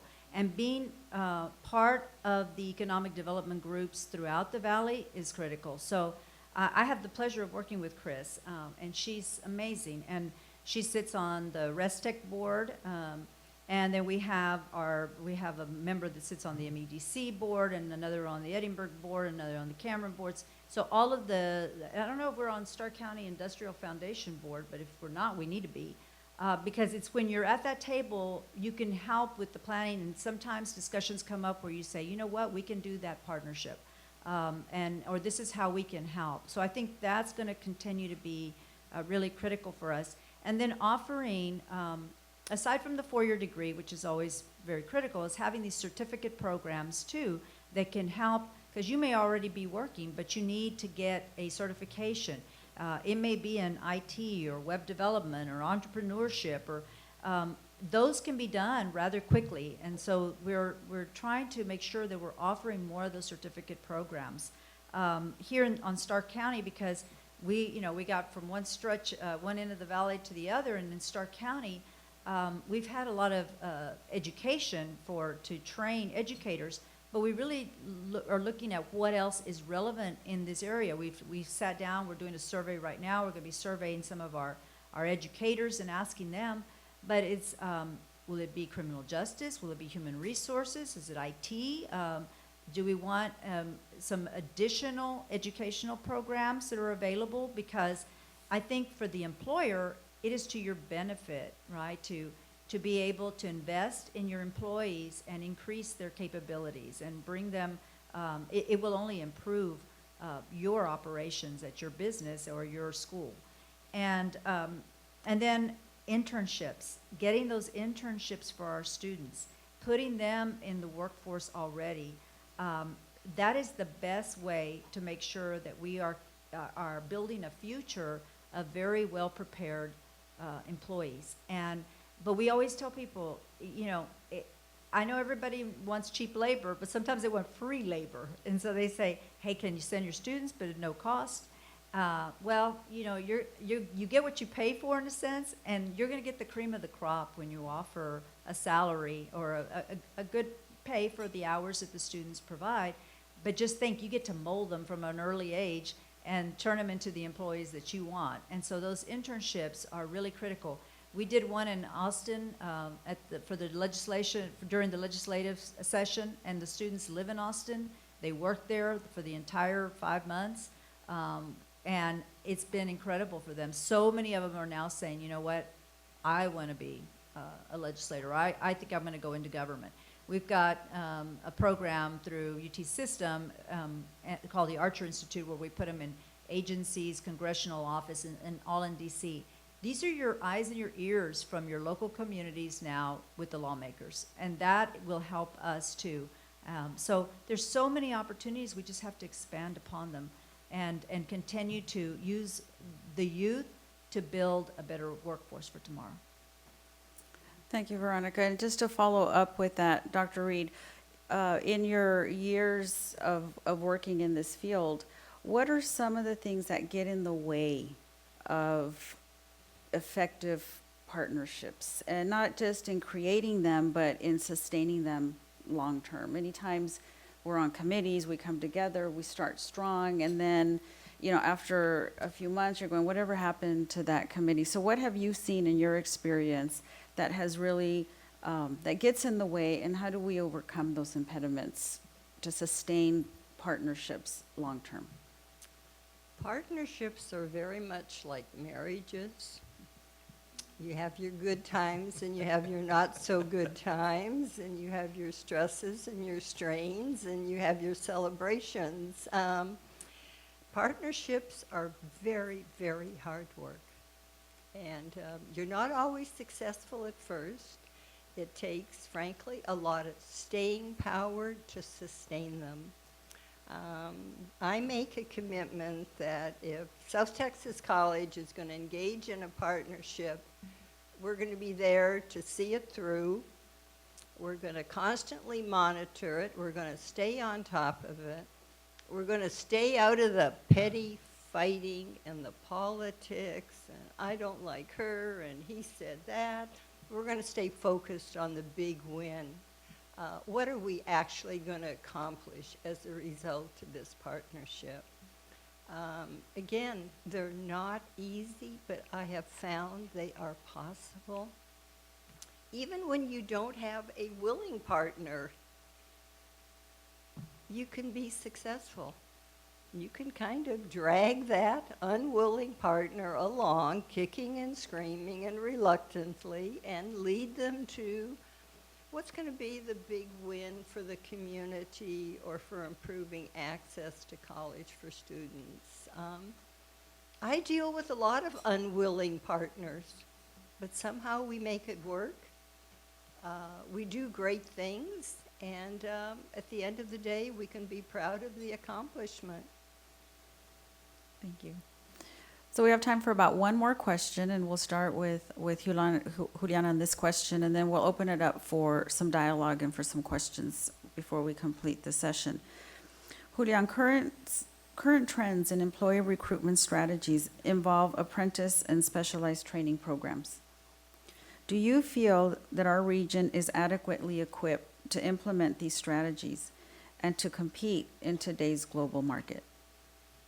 So that's a great question. So earlier, Dr. Reed mentioned what some of the challenges were that she faced. I got rid of my challenge 22 years ago, so that now I'm single. But that was my marriage, for those who didn't get it. But anyway, what I did want you to know is sometimes the lack of presentations like what we have here have been in the way, have been an impediment. The other thing is perception. So you mentioned, Chris, you mentioned apprenticeship. I'll tell you, last year, almost to the day, in September of last year, South Texas College was part of the signing event where our Secretary of Labor from the United States was present, and they did their signatures with Carlos Margo and Mario Reina representing Dr. Reed. And they were one of the first institutions, if not the first institutions here in South Texas, and I'm talking about in any capacity, whether it was a business, higher ed, or anyone, they were the first to implement an apprenticeship training model. But what's been a challenge is there's a lot of activity going on here in South Texas. At the Port of Brownsville, we got some things going on here in the Upper Valley. But unfortunately, when they use the word apprenticeship or when you use the word interns, right away they think that, again, it's either cheap labor, it's not good quality work, or there's union, or there's some type of a gimmick behind these apprenticeships, because they're fairly new.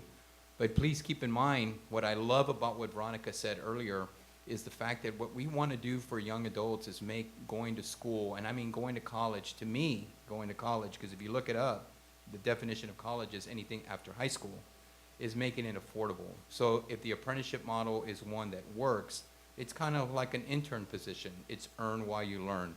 But it's having groups like us going out there and visiting with people like you or employers or those that represent the community or in higher ed and explaining to them the advantages of an apprenticeship training model, or hiring someone as an intern, which, by the way, Victoria Cervantes, who's from Harlingen, is a UT RGV intern right now, and she's working in my office. And so there are paid interns that we have fully taken advantage of. I will tell you that came out of a discussion that we had 2 years ago back at South Texas College, where they talked about the need for interns and apprenticeship programs. And again, talking about the game plan, and something that I would recommend to you with the help of Frank Almaraz is getting together and continuing this dialogue that you've actually started today with Rose Benavides and Mr. Rodriguez. Continue those conversations among yourselves to come up with a game plan. You don't need 50 initiatives to be successful, but if you can just pinpoint. And I will tell you, in the governor's tri-agency report, it references apprenticeship multiple times. Now, I'll give you an example of apprenticeship program in a high school just up the street from here. At Northside ISD, there's so much interest in career and technology that they've actually put together a program where they build tiny homes. Tiny homes. And they were featured on that national television station. And they have a cohort of electricians, a cohort of construction, a cohort of plumbers, and then they have a little group that do architectural work. And these people, these students that are 11th and 12th graders, are responsible for designing and building a tiny home with the specifications that are needed to move that home from one place to another on the road. Now, I will tell you that each one of those homes, if you haven't seen it, and again, it's Northside ISD, I encourage you to look them up, but their capstone project is to actually build a tiny home. And many of those individuals that actually completed that apprenticeship program, which, by the way, was a registered apprenticeship program endorsed by the Department of Labor. Actually, most of those students went to a school of higher ed. They are continuing their education at UT or A&M because we visited with them. But many of them were actually offered jobs or careers following graduation. Those are programs that you can put in place here in your backyard. And so I would encourage you to do that. Again, Frank's here. One of the other things that I wanted to share with you are the partnerships. Ladies and gentlemen, what we are responsible at the Texas Workforce Commission is not just placing people to work that are able to, but how about those populations that have a barrier to full-time employment, like those individuals that are disabled, visually impaired, hearing impaired? How about those individuals that are transitioning out of foster care? We have programs and funding for that, and that's where we're working with Dr. Shirley Reed and Dr. Champion on. And then you got this population of transitioning veterans. Or what are we doing for that population? And one of the things that Frank's doing, because he's going to be receiving some funding on it, and that is we are going to be working on ways to put these individuals who have been incarcerated with felony convictions and placing them into full-time employment, training them, not just to train them to be a carpenter or in construction or plumbing, but making sure that these individuals are connected to full-time employment. And that's what I love about what STC does here, is they not only train you, but they actually place you in occupations of full-time employment. And my hat's off to them. So you can see why the unemployment rate in South Texas is going lower and lower. So the challenge is going to be competing for that same individual with that same soft skill. You are all going to be competing against that same individual. So again, that's just some food for thought. And thank you again for allowing us to be here. Good. Veronica, in your perspective, are we ready to compete in these programs in the global market? I think if you take a look at what we are producing in students, they are ready to compete with anyone. We had a group of economics students that participated in the Chicago Mercantile. It was a contest.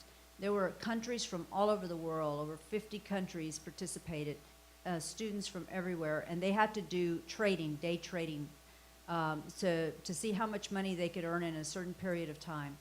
Our students, our UTRGV students, won that competition worldwide, and they won it by the largest margin ever. So that tells you our students are amazing. You know, the chess team that beat Harvard and beat the schools of the best in the nation, our students can do anything. They just have to have the opportunities there for them. And what I like about the new generation is, I mean, it's been around forever that necessity is the mother of invention, right? So people are entrepreneurs, but we'd open a small restaurant, we'd have a little store with crafts, but our kids are now thinking in terms of developing apps, and they learn coding early on. We've got to develop those talents in them so that they can become entrepreneurs. We have opened up an incubator in Weslaco, we have an incubator in Brownsville, and then we have the space incubator that's down in Boca Chica. And those are open to the public. And if so, people have an idea, they can come, they can receive training, they can have professors helping them to develop their plan, they can scale up an existing business. We have Michael and Starr here, and they do a lot of data analysis and economic impact studies and others. So if you need data, you can come and you can get that from us as well. We have our Small Business Development Center. I think I saw Maria Juarez here a little while ago. We are available to, by appointment, we will sit down with you and tell you how do you develop a business plan, how do you finance it, what do you need, we'll help you get the financing. There's a lot of opportunity. It's just a matter of knowing what's out there and being able to access it. And we will work with anybody that needs help. And some of it, due to cuts and budget cuts and stuff, we can't have permanent offices everywhere. But you tell us when you need to meet with us, and we will, by appointment, make sure that we're there to help. But yes, do we have the capability? Do we have the brain power? Absolutely. In fact, I think that because when you come from an area that has always been deemed as poor and in need, people are so innovative, and they come up with ways to solve all kinds of problems because they've had to do it. So absolutely, we can do it. Thank you. So at this point, if there's questions from the audience, we'd like to open it up. Questions from things that you've heard, ideas that you'd like to move forward, that you'd like to dialogue. We have about 3 to 4 minutes that we can interact with our panelists if there's any questions in the audience. Any questions? Has anybody done a study here on the 7% unemployment rate and what caused that? Could you say that to me? Has anyone done a study on the 7% unemployment that we currently have? What jobs did we get between now and 2 years ago that we have right now? As you know, right now the largest employer of the county is the school district for Rio. County employment, the college, and the hospital. We really don't have any private sector employment except for the Walmarts and the HEBs, but I think I know the answer to that, but I want to see if you guys know the answer. What caused the unemployment to go down from 13% last year to 7% today? Oh, I'll take a stab at part of why it's gone down is there are private jobs in Starr County in the service industry, in the retail industry. You mentioned the government sector. Many of the students from Starr County are employed outside of Starr County. Large numbers of our students are employed, they reside in Starr County, they're employed in McAllen, they go to school in McAllen. So that's part of it. They're leaving the valley for good paying jobs. That's also part of why the unemployment has been reduced. But I'm very curious to hear from you as to what your research has shown, how this unemployment has been reduced. So if I may interject real quick, so some of the things that I can tell you is the services that have been provided. The folks that are being served in this area, those that had been unemployable are now employed with the help of like vocational rehab. So I mentioned earlier about those individuals that were disabled. Remember, at one point, we weren't even counting those individuals. Now we're actually training them. So besides providing services for them, we're now training them. And the aggressiveness of many of the people that are in this room to encourage individuals to pick up some type of certification. And so many of the jobs that are in this area, and I'm assuming that your data is going to probably confirm that, but many of those entry-level positions in the surrounding area do require some type of industry-recognized certification, you know, more than a high school, but less than a 4-year degree.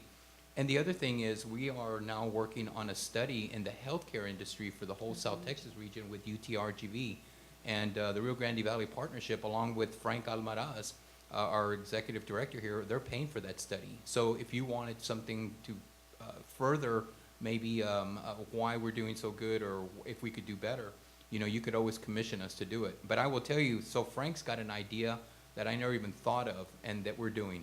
So the second largest employer for the city of FAR is the city. The first is the school district. But many of those individuals that work for the city, over 38% of those that work for the city do not possess a GED or high school diploma. And many of those individuals are eligible to actually promote within the city, but can't because HR has identified them as saying they lack a credential to promote. So a small community that's in this room today could actually take advantage of a program where we could actually pay for every one of those individuals that don't have a GED or high school diploma so that they could possess one at some point. That allows them to, at some point, get more money. So that's what's helping us. It's just being creative and now looking at the services that we provide. And I wanted to also add that I do think the healthcare industry throughout the valley has had a big impact.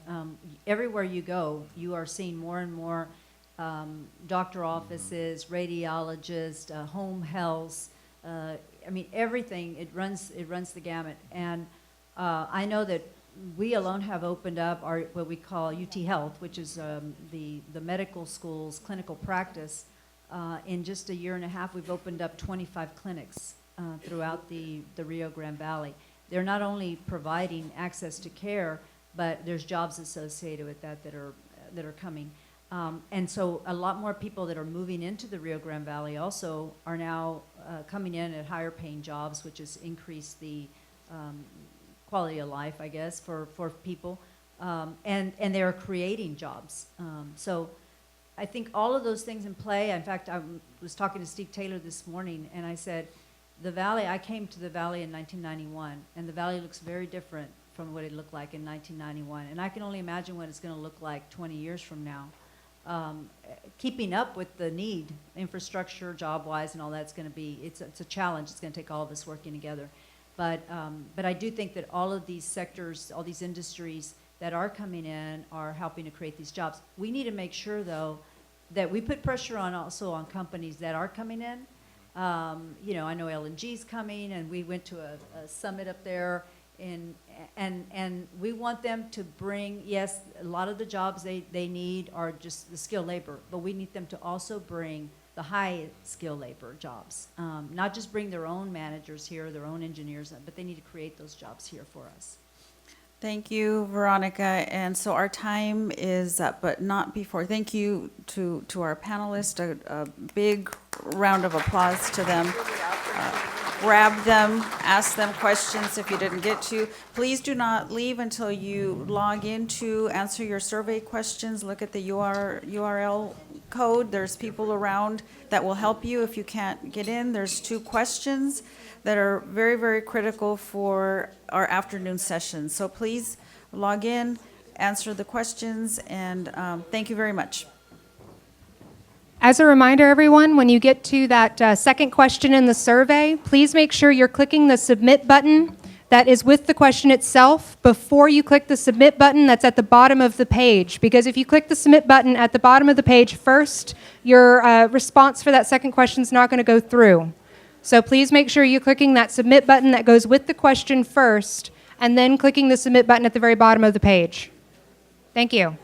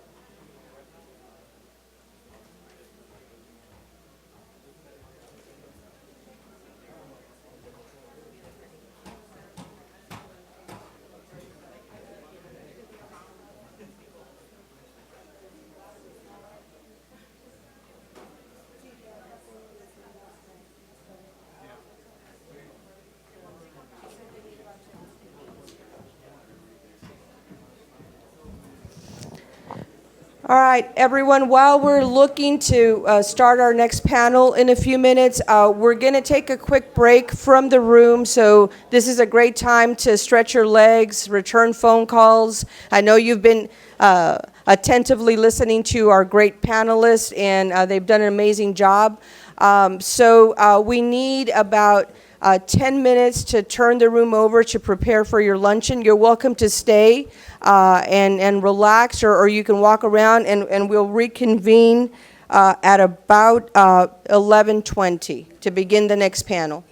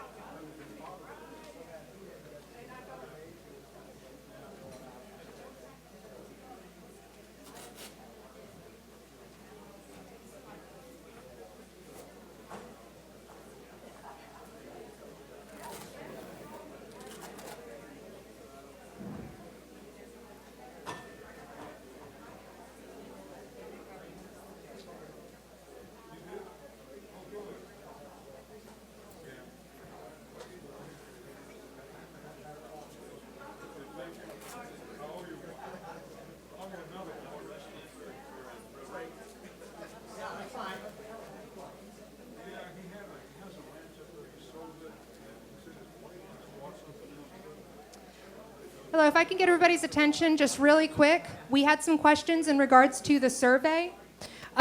Every one of these sessions has a different survey. There is a different QR code and a different link at the front of the room when you're done with the session. So please make sure that you're entering the new link and the new QR code to get to the next survey. If you're attempting to answer that survey and it's telling you that your response has already been recorded, that means it's an older survey. You've already completed that one. That's for the previous session. All right, so make sure you're doing the survey that's on the board at the end of each session.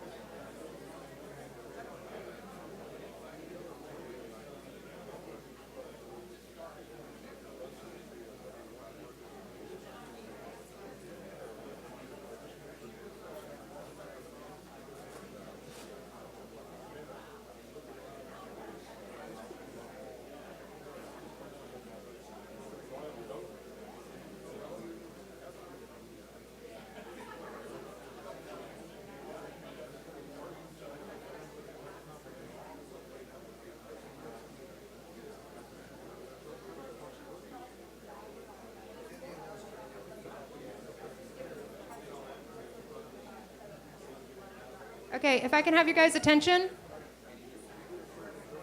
Hello? Can I have your guys' attention, please? One moment. Over here.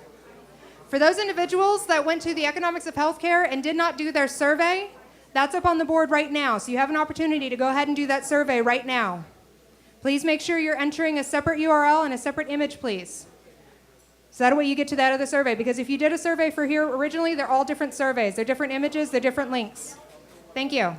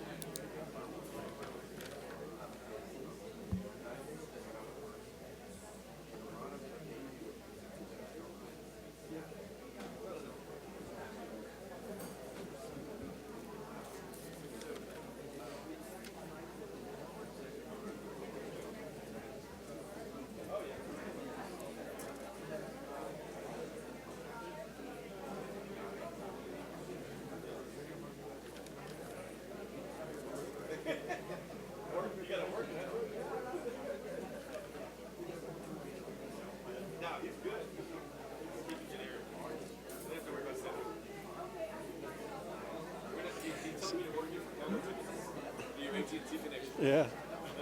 We get, they do. I have several times. Back in the day with AT&T, I was responsible for managing our tickets. So I live in San Antonio, so I had to manage the suite. So I went to the 3 Spurs championship games, and we hosted. It was more limited for the Cowboys because we had a team over there to manage that, but was able to take some of our legislators. Good times. My little boy was like a year at the time. And I was sure. I'm looking forward to taking him down. Yes. Yeah.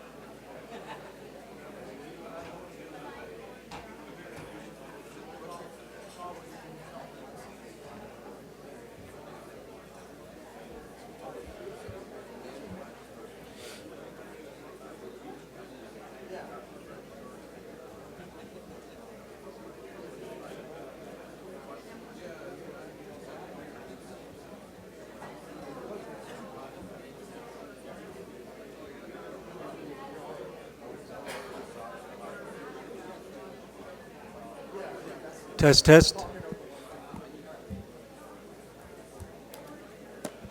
Good morning, everyone. We will begin shortly, so you can please take your seats.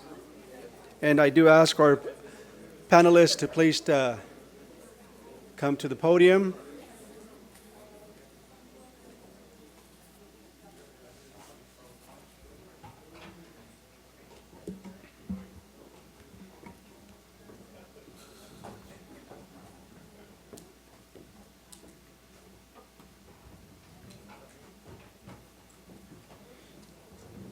Buenos dias. We will begin shortly. If you could please begin to take your seats.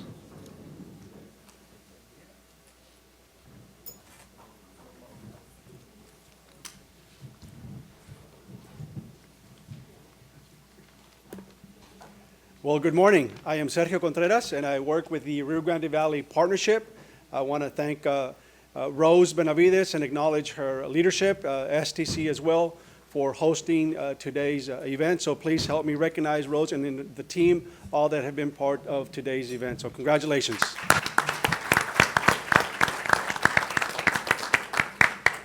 In the interest of time, due to our legislators coming in for lunch, and also in the interest of having a good lunch, we will proceed with the program for our panelists. I know that there are some presentations, PowerPoint presentations. We ask you to please keep it concise and also in the sense of keeping time of sensitivity. It's also very important that you please engage with our hosts today, as the survey questions that are before you are critical and very important to the success of today's forum. There will be follow-up. So please raise your hand if you are able to support them with a survey. I know the staff, please raise your hand. They'll be able to help you with that. So it's very important. So today we have, the next panel is on economic development and fostering emerging industries. There are three that we are going to be discussing today. One of them is on energy, wind power specifically, retail development, and also trade, international trade. Again, in the interest of time, please look at the bios of each of our panelists. And then what I'll do is briefly give you a sense of each one of these three industries and why is it that they are important to our region, in particular to Starr County. Energy. So energy has generated more than 25% of U.S. wind power, and that is generated here through the state of Texas. And wind power in Texas employs 24,000 Texans, and that is projected to continue to grow. Wind power employs veterans at a higher rate than any other industry, which is at 67%. More than any other industry, I want to emphasize that. And they currently have close to 11,000 employees. In Starr County in particular, there are many factors that have driven unemployment rate from 30% to 7% nowadays. And factors including from STC to UTRGV, retail, international trade, workforce development, and also healthcare. Now in Starr County in particular, wind energy has provided the county an opportunity to now have a $750,000 rainy day fund. So we've seen the impact that wind power continues to bring to the Starr County. We also are going to be speaking on retail development. St. Ives leases and develops and manages retail development. They invest in Alabama, Georgia, Mississippi, New Mexico, North Carolina, South Carolina, Tennessee, and in Texas. However, of interest to us here today is that they're based out of Plano, Texas, and that they've been investing in our region, and in particular Rio Grande City, since 1993. Now, that's recall correctly, that's even before the city had even incorporated, you were already investing in our region. And that is, again, in retail development and big box stores. So thank you for your investment. And then we have international trade. International trade is a big conversation at the national level.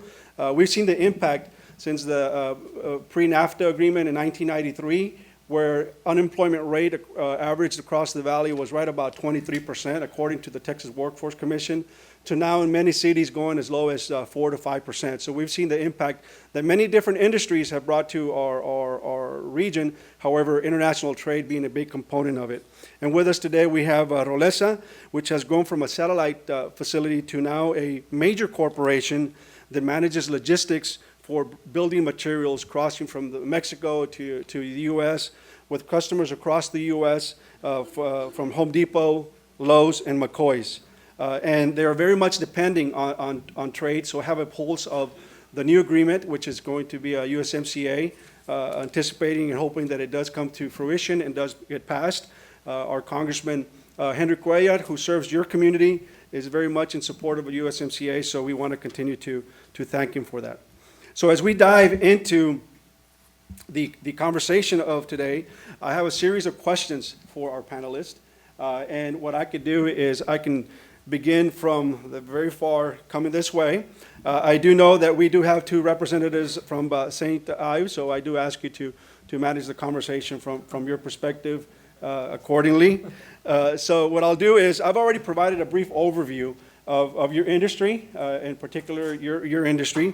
So if you could please provide a brief description on what prompted you now to choose Starr County as a location for your existing or potential projects. Okay, well, pleasure to be here. My name is Bill Weber. I'm with Caprock Renewables. I did not get the memo that it's about wind, so I'm going to talk about solar, if that's okay. That's great. Although I am a fan of the wind industry as well. So Caprock is headquartered in Austin, Texas, and I office out of McAllen, Texas. Just a little bit quickly about myself. I'm originally from New York City. I fell in love with Texas when I went to school in College Station.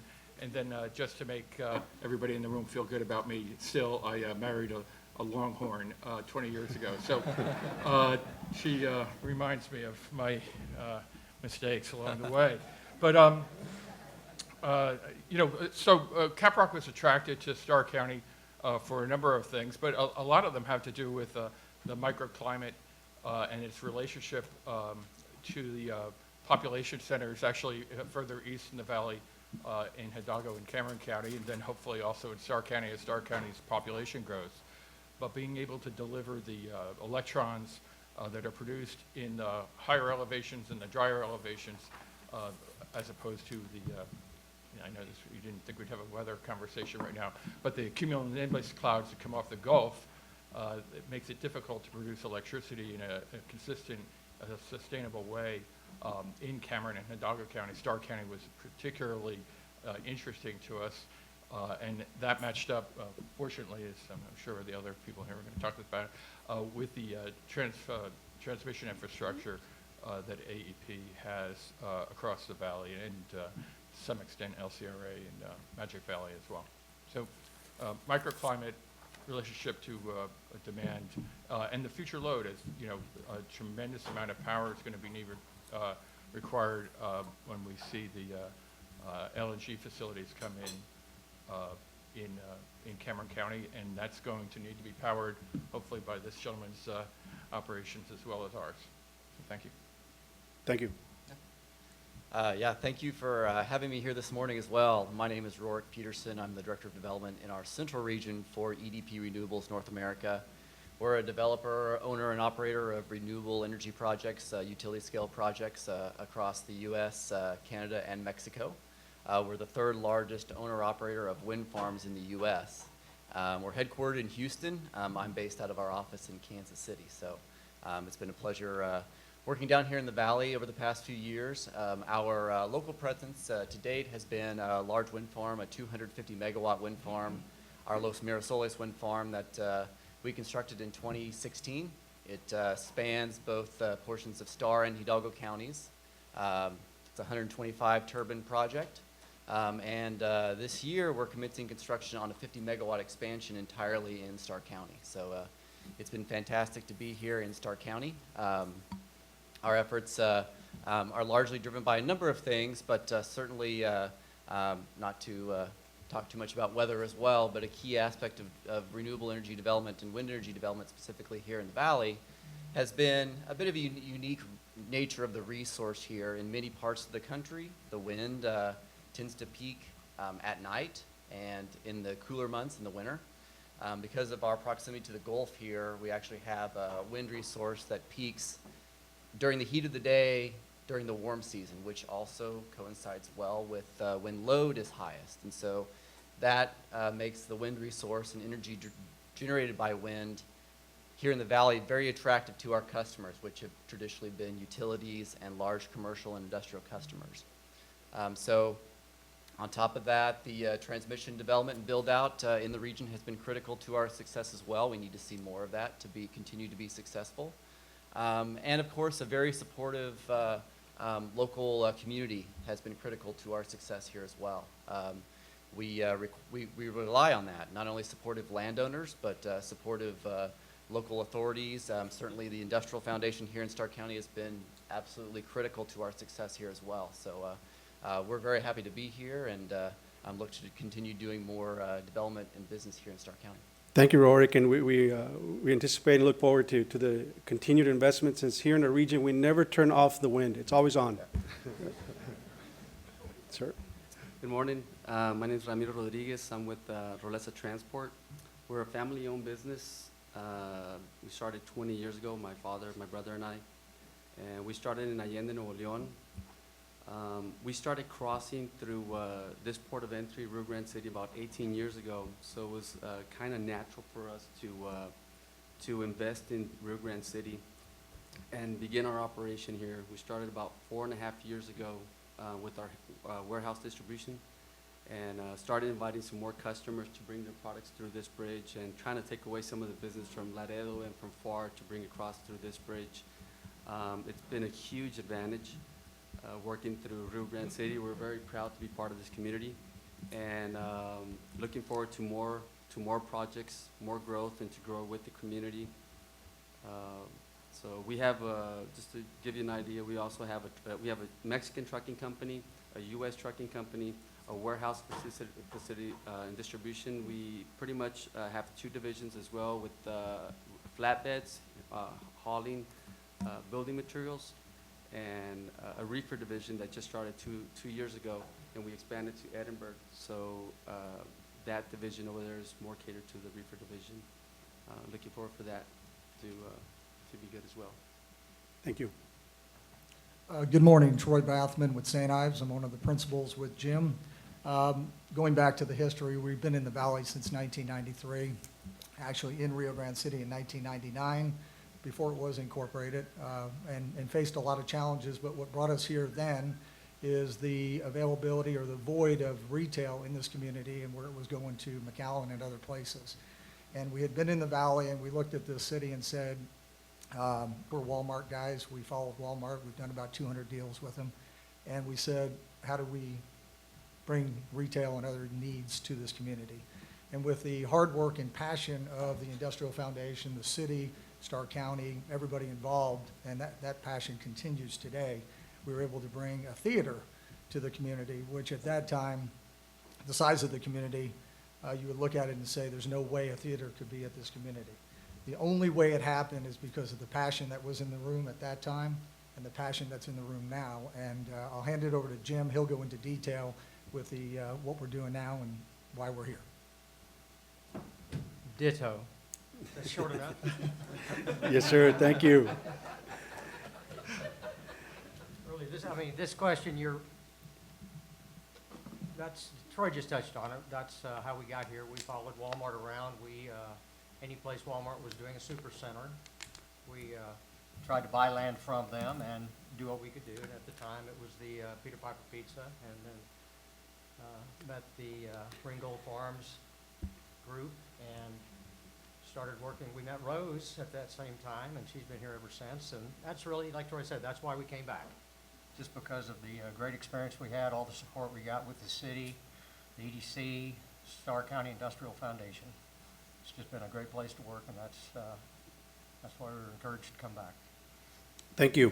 You know, the 3 different industries that we're talking about, energy, trade, and retail, we've seen the conversation elevate on providing opportunities and challenges. So I'll begin with our partners in the energy sector. Along the lines is success in economic development depends largely on communities adapting to constant changes in commercial and industrial landscape. What changes in your industry are you experiencing, and is there something our community should be doing to prepare for the near future? I'll start. Well, I think the changes in the solar business or industry over time, you know, when I got into the industry 10 years ago, we worked on a project, a different company, we worked on a project on a 100,000 square foot warehouse roof in New Jersey. And that project was the largest solar project east of the Mississippi River at the time. So in the scale of the past 10 years, the project that Caprock's working on out on Loma Blanca Road, about 184 megawatts on 1,450 acres, is I'd say an average size utility scale project. So a huge change, and what's allowed that to happen is a huge decrease in cost of the actual components that go into the system, but then also an increased efficiency and understanding of how to actually build and construct these types of systems. And I think from a community standpoint, and I've spoken with the Industrial Foundation about this, and Caprock will continue to do it with our partners in wind as well, is to actually get out ahead of the training of that, and I think STC could be involved, a huge part of that, in having a workforce where companies like ourselves here and others would know that the labor market is actually there and available. We've looked at other rural communities, especially in West Texas, where we struggle with the concept that if we're successful in going through a 2 or 3 year, 4 year development cycle to actually get to the beginning construction, where are we going to get the people? Where we actually literally have to have man camps, and you have to truck people in and bus them in from elsewhere to try to build these systems, which, a 180 to 200 megawatt solar plant, as an example, maybe about, in the peak of the construction cycle, 200 or 300 people working, possibly 2 shifts, so you'd have this change of shift operation going on, which is also difficult on some of the policing and the organization from the transport part, but just where do you get the people, and are you confident that you're going to be able to build it on time, because the capital markets are expecting that, right? That's who the ultimate owner of all these things that we're talking about is. So I think from the standpoint of the changes and what the community could get involved in is encouraging the labor force to get educated on how to be involved in the wind business, what types of jobs could be there, what kind of projects, the solar projects need a certain type of skill. You don't have to always be an electrical engineer, you don't have to be a licensed electrician to do, I'd say, 80%, maybe 85% of a solar project, and I'm probably similar on the wind, but anyway, I would get ahead of it that way, thanks. Thank you. Yeah, I would echo much of that. I think that the key challenges that we're facing in kind of a changing economy and changing landscape in the energy market is one, absolutely workforce, not only during construction where our contractors and our subcontractors are struggling to find the workforce necessary to build our wind farms and our solar projects, but also during operations, having technicians available and being able to source technicians locally to operate our projects. It's absolutely critical, and anything that the community can do to ensure that we have a workforce necessary to support not only the construction but the operation of our projects. I touched on this as well, but this is throughout the valley, but including here in Starr County, for there to be additional growth in our industry here in this region, which will, increasingly include a significant amount of solar. We're a solar developer as well, and we see ourselves building a considerable amount of solar in the near future. We need new transmission development in this region, and there's been new transmission development in this region recently, but we're already seeing significant capacity and stability issues on that new transmission. And for there to be continued build out, we need new transmission in the region. And so anything that the community can do, your county commissioners, local regulators can do to put pressure on ERCOT, put pressure on the utilities, on the state regulators to support additional transmission growth in the region will be critical to new development in the county. Thank you. And I've heard of data from our community colleges that there are 2-year programs to be able to work in the wind energy industry where they come out earning up to $50,000, and over a 4 or 5 year period can go up to $90,000. So it's a emerging industry that pays very well. Sir?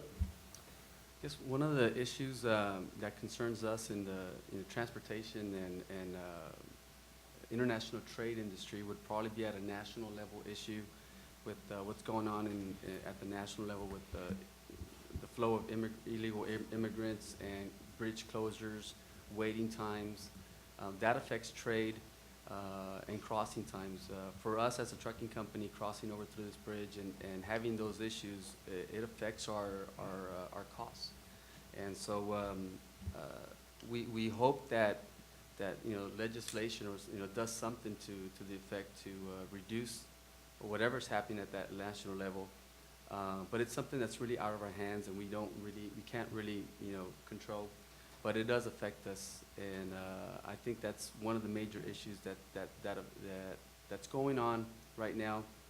Other than that, I believe that the Rio Grande Bridge is a very efficient bridge compared to Laredo or FAR, specifically because of its size. It's smaller. There's less volume. There's like in Laredo, there's probably more, several thousand trucks across a day, more than 3,000. We don't have that volume here in Rio Grande, so it makes crossings over probably within an hour. Normally they're within an hour. When all these issues come up, it starts taking more time, and customers get desperate with their product, and so it just complicates things. I think as far as issues in our industry, that would probably be one of the challenges that we have moving forward. Thank you, Ramiro, and be assured that you have partners along our region that continue to voice the concerns, primarily because we do see it and live it each and every day when it comes to trade, legitimate trade. In fact, some of you that are in the room were part of a group that we went to DC this past June to advocate on some of the points that you are addressing. Our congressional members, our senators, our champions behind it, and we'll continue to advocate for that. Sirs? Our challenges and constraints are available land, affordable land, and that affordable land that's usable. We're working on a project right now that Jim will go into and tell you about the constraints on tenants and why they come here and why they don't come to Rio Grande City.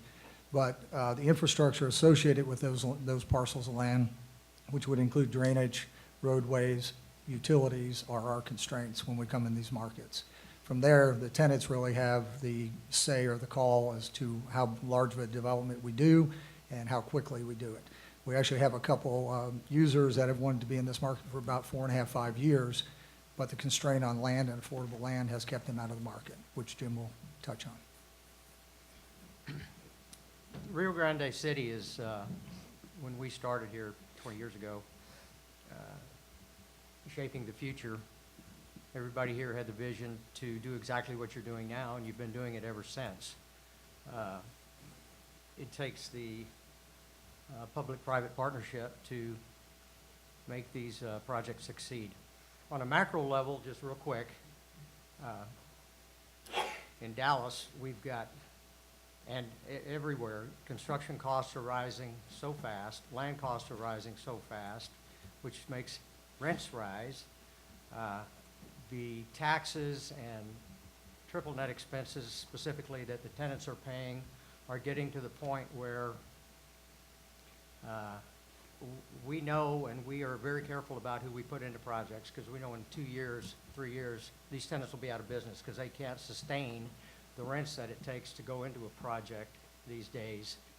And so that's why to do deals, you have to work with the city to get the overall costs down to where it's affordable.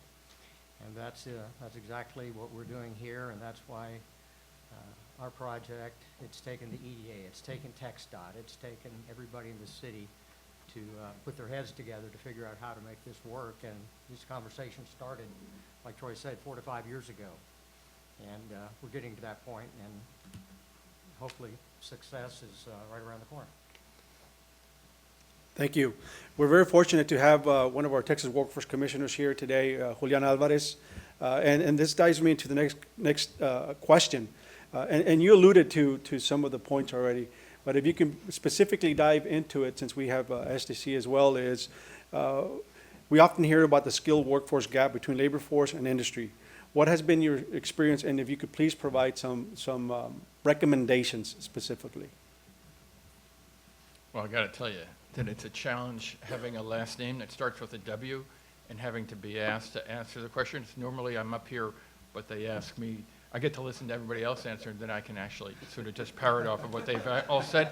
So I don't know, I'm going to talk to Rose about the next placement next time. But I think that the challenge for solar at the scale that we're talking about is that it's really, because it's new to the marketplace, the capital markets, again, so on a solar project, every 100 megawatts of solar is about $120 million worth of CapEx. So if you have a project, that's pushing 180 megawatts, you're going to have something in excess of 160, 180 million dollars sitting on, 1,400 acres of land. The capital market owner, so when I say capital market, that's a money center bank. Think of something that looks like Bank of America, and then you'd be right in line with what we're talking about. It's that type of entity that has the tax appetite that invests in the types of industrial size solar that we're talking about. And that entity then requires every single entity that's within the contract structure, the person who mows the grass, who washes the panels, who does the security on the site, has to have the ability to basically be in an investment grade, if you can imagine this, an investment grade panel washer. Because if the panel washer goes out there and makes a mistake and inadvertently runs through or cuts through somehow one of the power lines, other than the problem with just that person and physically having a problem, right? If it cuts the power off of that particular inverter, as an example, or transformer, the amount of money that's lost in the 4 or 5 days to get the new piece of equipment, and God forbid you can't get that, some transformers take months to make, it would wipe out the local company. So oftentimes I get asked, can the local people, and this is in Starr County, this is how solar is, probably wind, across the globe. So when I'm asked from a local standpoint, can the local person do it? The problem is generally that they can't, because they can't make the initial threshold for the credit enhancement and the credit quality of the contract. So what we need to do, both industries do, wind and solar, is to get smart about finding the national O&M operators, the operation and maintenance operators that are able to meet the threshold of the money center banks, and then have basically a subcontract relationship with the local people that are mowing the grass, providing, washing the panels, which is lots of jobs, albeit in the solar business, on a interim basis.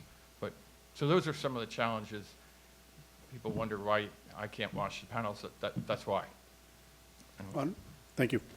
Sure, and similarly here with wind specifically, we've talked a little bit about how the industry has grown so considerably, and how sourcing technicians for our project can be challenging in such a competitive environment where this is only going to get more challenging with the amount of wind that's expected to come onto the system nationally here in the next 2 years.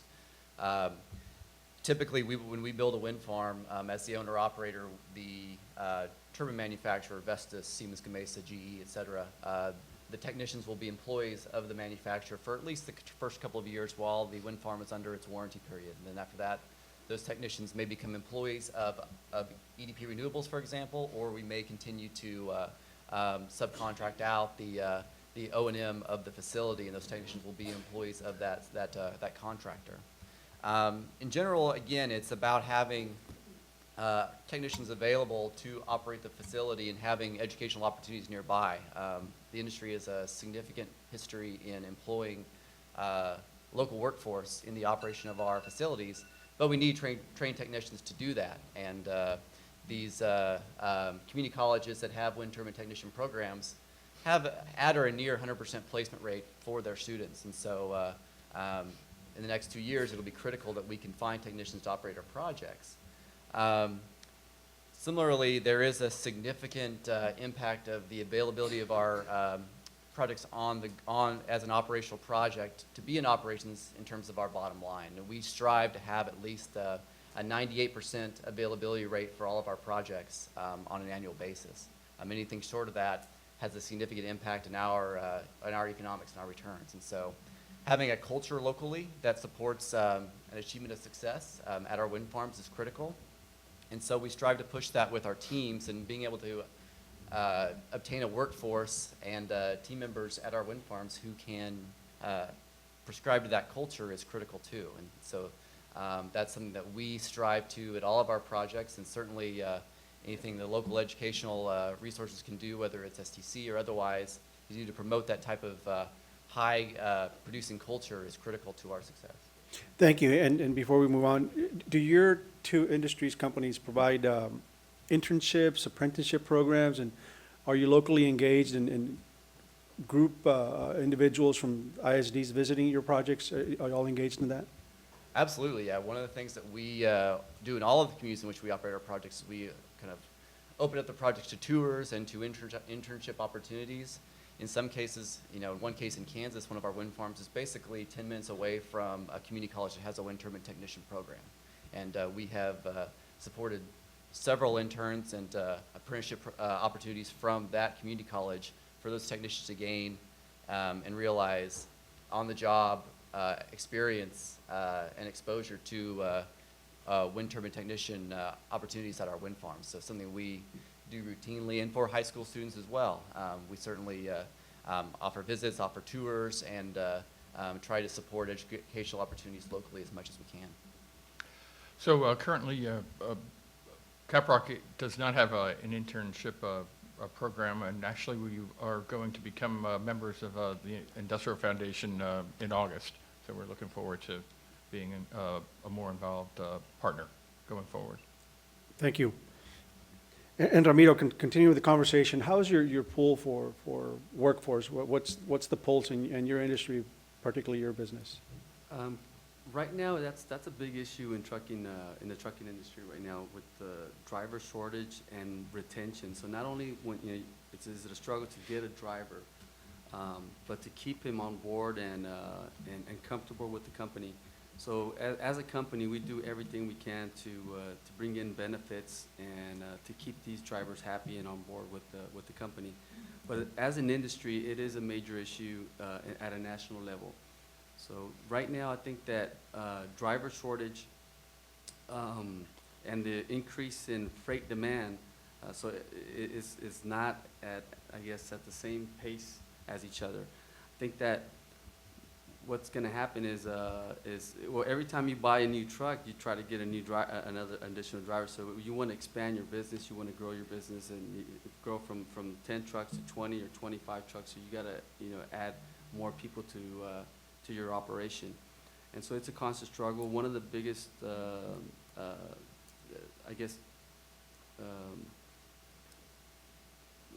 jobs providers that affects our industry would probably be the oil and gas industry, like West Texas. Would get, it's very hard to compete with those salaries up in that area. Other than that, I think that once we have a driver working for our company, we do our best to train them, or new hires, training them and keeping them well suited in all safety aspects of driving their vehicle. Thank you. And I believe STC, y'all do have a program for educating. Is there a satellite, or do they down in Starr County, or do they go to McAllen? To McAllen, okay. Great. Thank you. That'll be great. For our partners in retail, do you yourselves dive into that pool of workforce, or is it primarily more down at the tenant, more at the construction level? Well, initially, it's naturally the construction level, so you've got all sorts of minimum wage to professionals involved there. But once we get complete and stores start opening, before that, they've, like our projects in Harlingen, Hobby Lobby, Ross, Burlington, Kohl's, Marshall's, Bed Bath & Beyond, all of those stores, they're open. They've got hiring stations set up. So they're all seeking managers, IT professionals, or people proficient in IT. They need financial people, they need sales clerks, they need people working the warehouse. So you've got every facet of employee working in these buildings for these retailers. And that's, you know, in first phase, that could be 200 to 300 people being hired here locally, all the way up to, at completion of the project, could be upwards of 600 to 1,000 people. And 10 years goes very fast, 5 years goes very fast, depending on whatever time frame that is. So there's a lot of need on our end here. Thank you for that. And you're in a unique position to where you are able to manage a relationship with a potential tenant, large box. At what point could an organization such as an industrial foundation or other organizations engage in encouraging them to engage with local construction firms to be able to be part of the construction, to hire locally? Is there room for that in your industry, or is that more tenant-driven?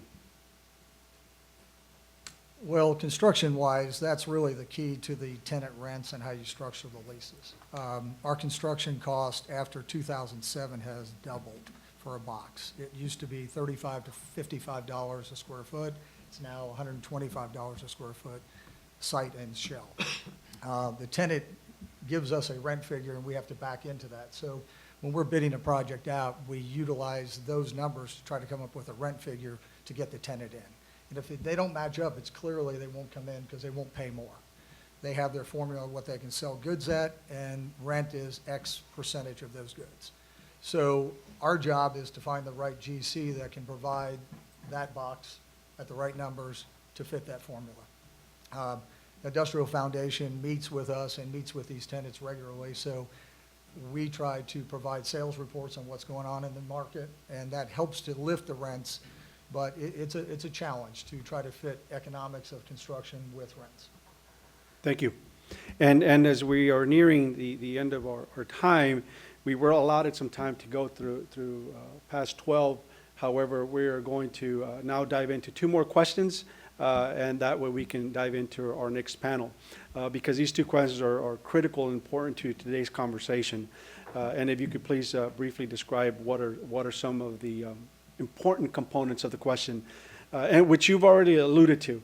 However, if you can state some of the terminology behind it in regards to incentives. How important are incentives to your industry, and how do they make you move faster? And we'll begin with St. Ives to provide William an opportunity to be at the end. No, I'll go. I know you were ready, sir. Sure, no, I'm ready. I got like a whole thing of notes. I'm trying to make something, be intelligent. Yeah, so incentives are important. I've spoke with a couple of people in the audience about it.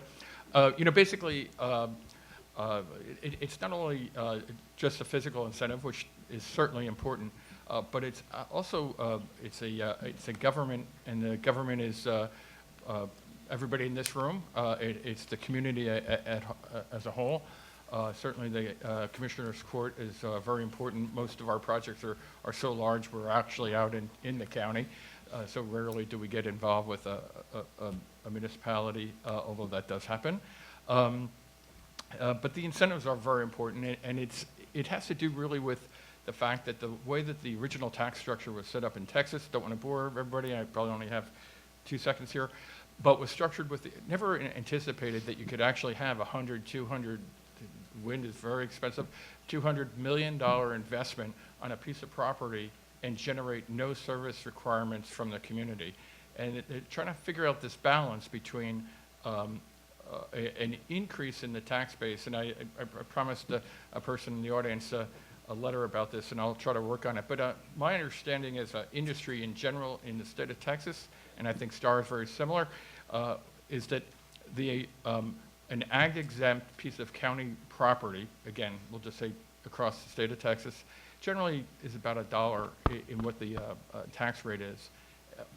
From the county portion, not the ISD portion, but just the county portion, with a tax abatement, that county, the average county, will see a 200-fold increase per acre after the abatement's even granted. Because, and that is, so there's a tremendous increase in revenue on a per acre basis by having these industrialized renewable energy factories, which is what the two of us do for a living, in the face of very little demand on the services that are that the county has to provide, and I'll say with the exception of our law enforcement officers, because I think that's I think one of the things where we do require help, which is the policing of the projects. But so Thank you. Yeah, absolutely. Incentives are critical. We operate, our industry as independent power producers operate in a very competitive environment. And utilities have been our traditional customers, but that's evolved to also include large commercial and industrial customers as well. And at the state level, states across the country offer a host of incentives for energy development, including renewables. And so at the state level, you know, when we're looking at where we develop our projects and where our customers want to procure power, they're looking at the best price they can acquire for the product they're purchasing. And so when we're working with commercial and industrial customers, they're looking at whether they can acquire power at the best rate in Texas or in Oklahoma or in Kansas or elsewhere. And those states all offer incentives. And so at the state level, Texas has, you know, a Chapter 312 tax abatement program and a Chapter 313 value limitation program, that renewable energy projects in which they can participate. And that's been critical to advance development in Texas. And so at the county level, that is even more true in the fact that when customers are looking to purchase renewable energy electricity in Texas, they're looking at the best price we can offer. And so the willingness for the counties and the local taxing jurisdictions and the school districts to work with us to put these incentive programs in place to kind of reduce our tax impact is critical, because it directly impacts the price we can offer to our customers. And so when they're looking at the competitiveness of projects, it is a buyer's market. There are more developers and more products in development than there are customers. And so the wholesale price of renewable energy has decreased considerably, and that's only put more pressure on us to be as economically as efficient as possible. Property taxes are one of our highest operational expenditures for operational projects. So every little bit helps, and working with the county commissioners and the county judges to improve our economics as well as the school districts is critical to the competitiveness of any project. Thank you. Would y'all like to expand on that before we go to the next question? Well, we don't receive any incentives. Got it. Now I feel guilty. Now you will. So I think there's an ask there. Thank you. And being waved down, we were allotted 60 minutes, and we are going down on 35. So we're going to yield some of our time back to our next panel and our legislative members that are here. But if you could please dive in, we have about 2 more minutes. In our business, as we've alluded to before, tenants' rents are based on their sales projections. Hotel land costs, restaurant costs, ground leases are all based on their sales projections, and they're basically somewhat fixed. And so we have to achieve a number on our costs that allow us to provide them land and buildings that economics that work for them. With today's construction costs, land costs, et cetera, we have not been able to do this without help from the communities, local communities, which we started back in 2002 here in Rio Grande City with the first assistance for the AMC Theater. Our last 4 projects, Harlingen, Pecos, we're working at Lamarck, Texas right now. Every one of these has required local assistance for the infrastructure. And without it, we would not be able to get the cost down to where we could attract the investors, provide the return to the investors, get the appropriate bank loan, allowing us to build anything. So it's critical for a viable project, and without it, we wouldn't be here. Thank you. I do see Steve out there in the audience, and the topic serves well, shaping the future. So we want to thank you for doing that as investors in our region. Thank you for investing in Starr County, and we encourage you to continue to do so. And we want to say thank you on behalf of the residents for continuing to invest. Thank you. Thank you.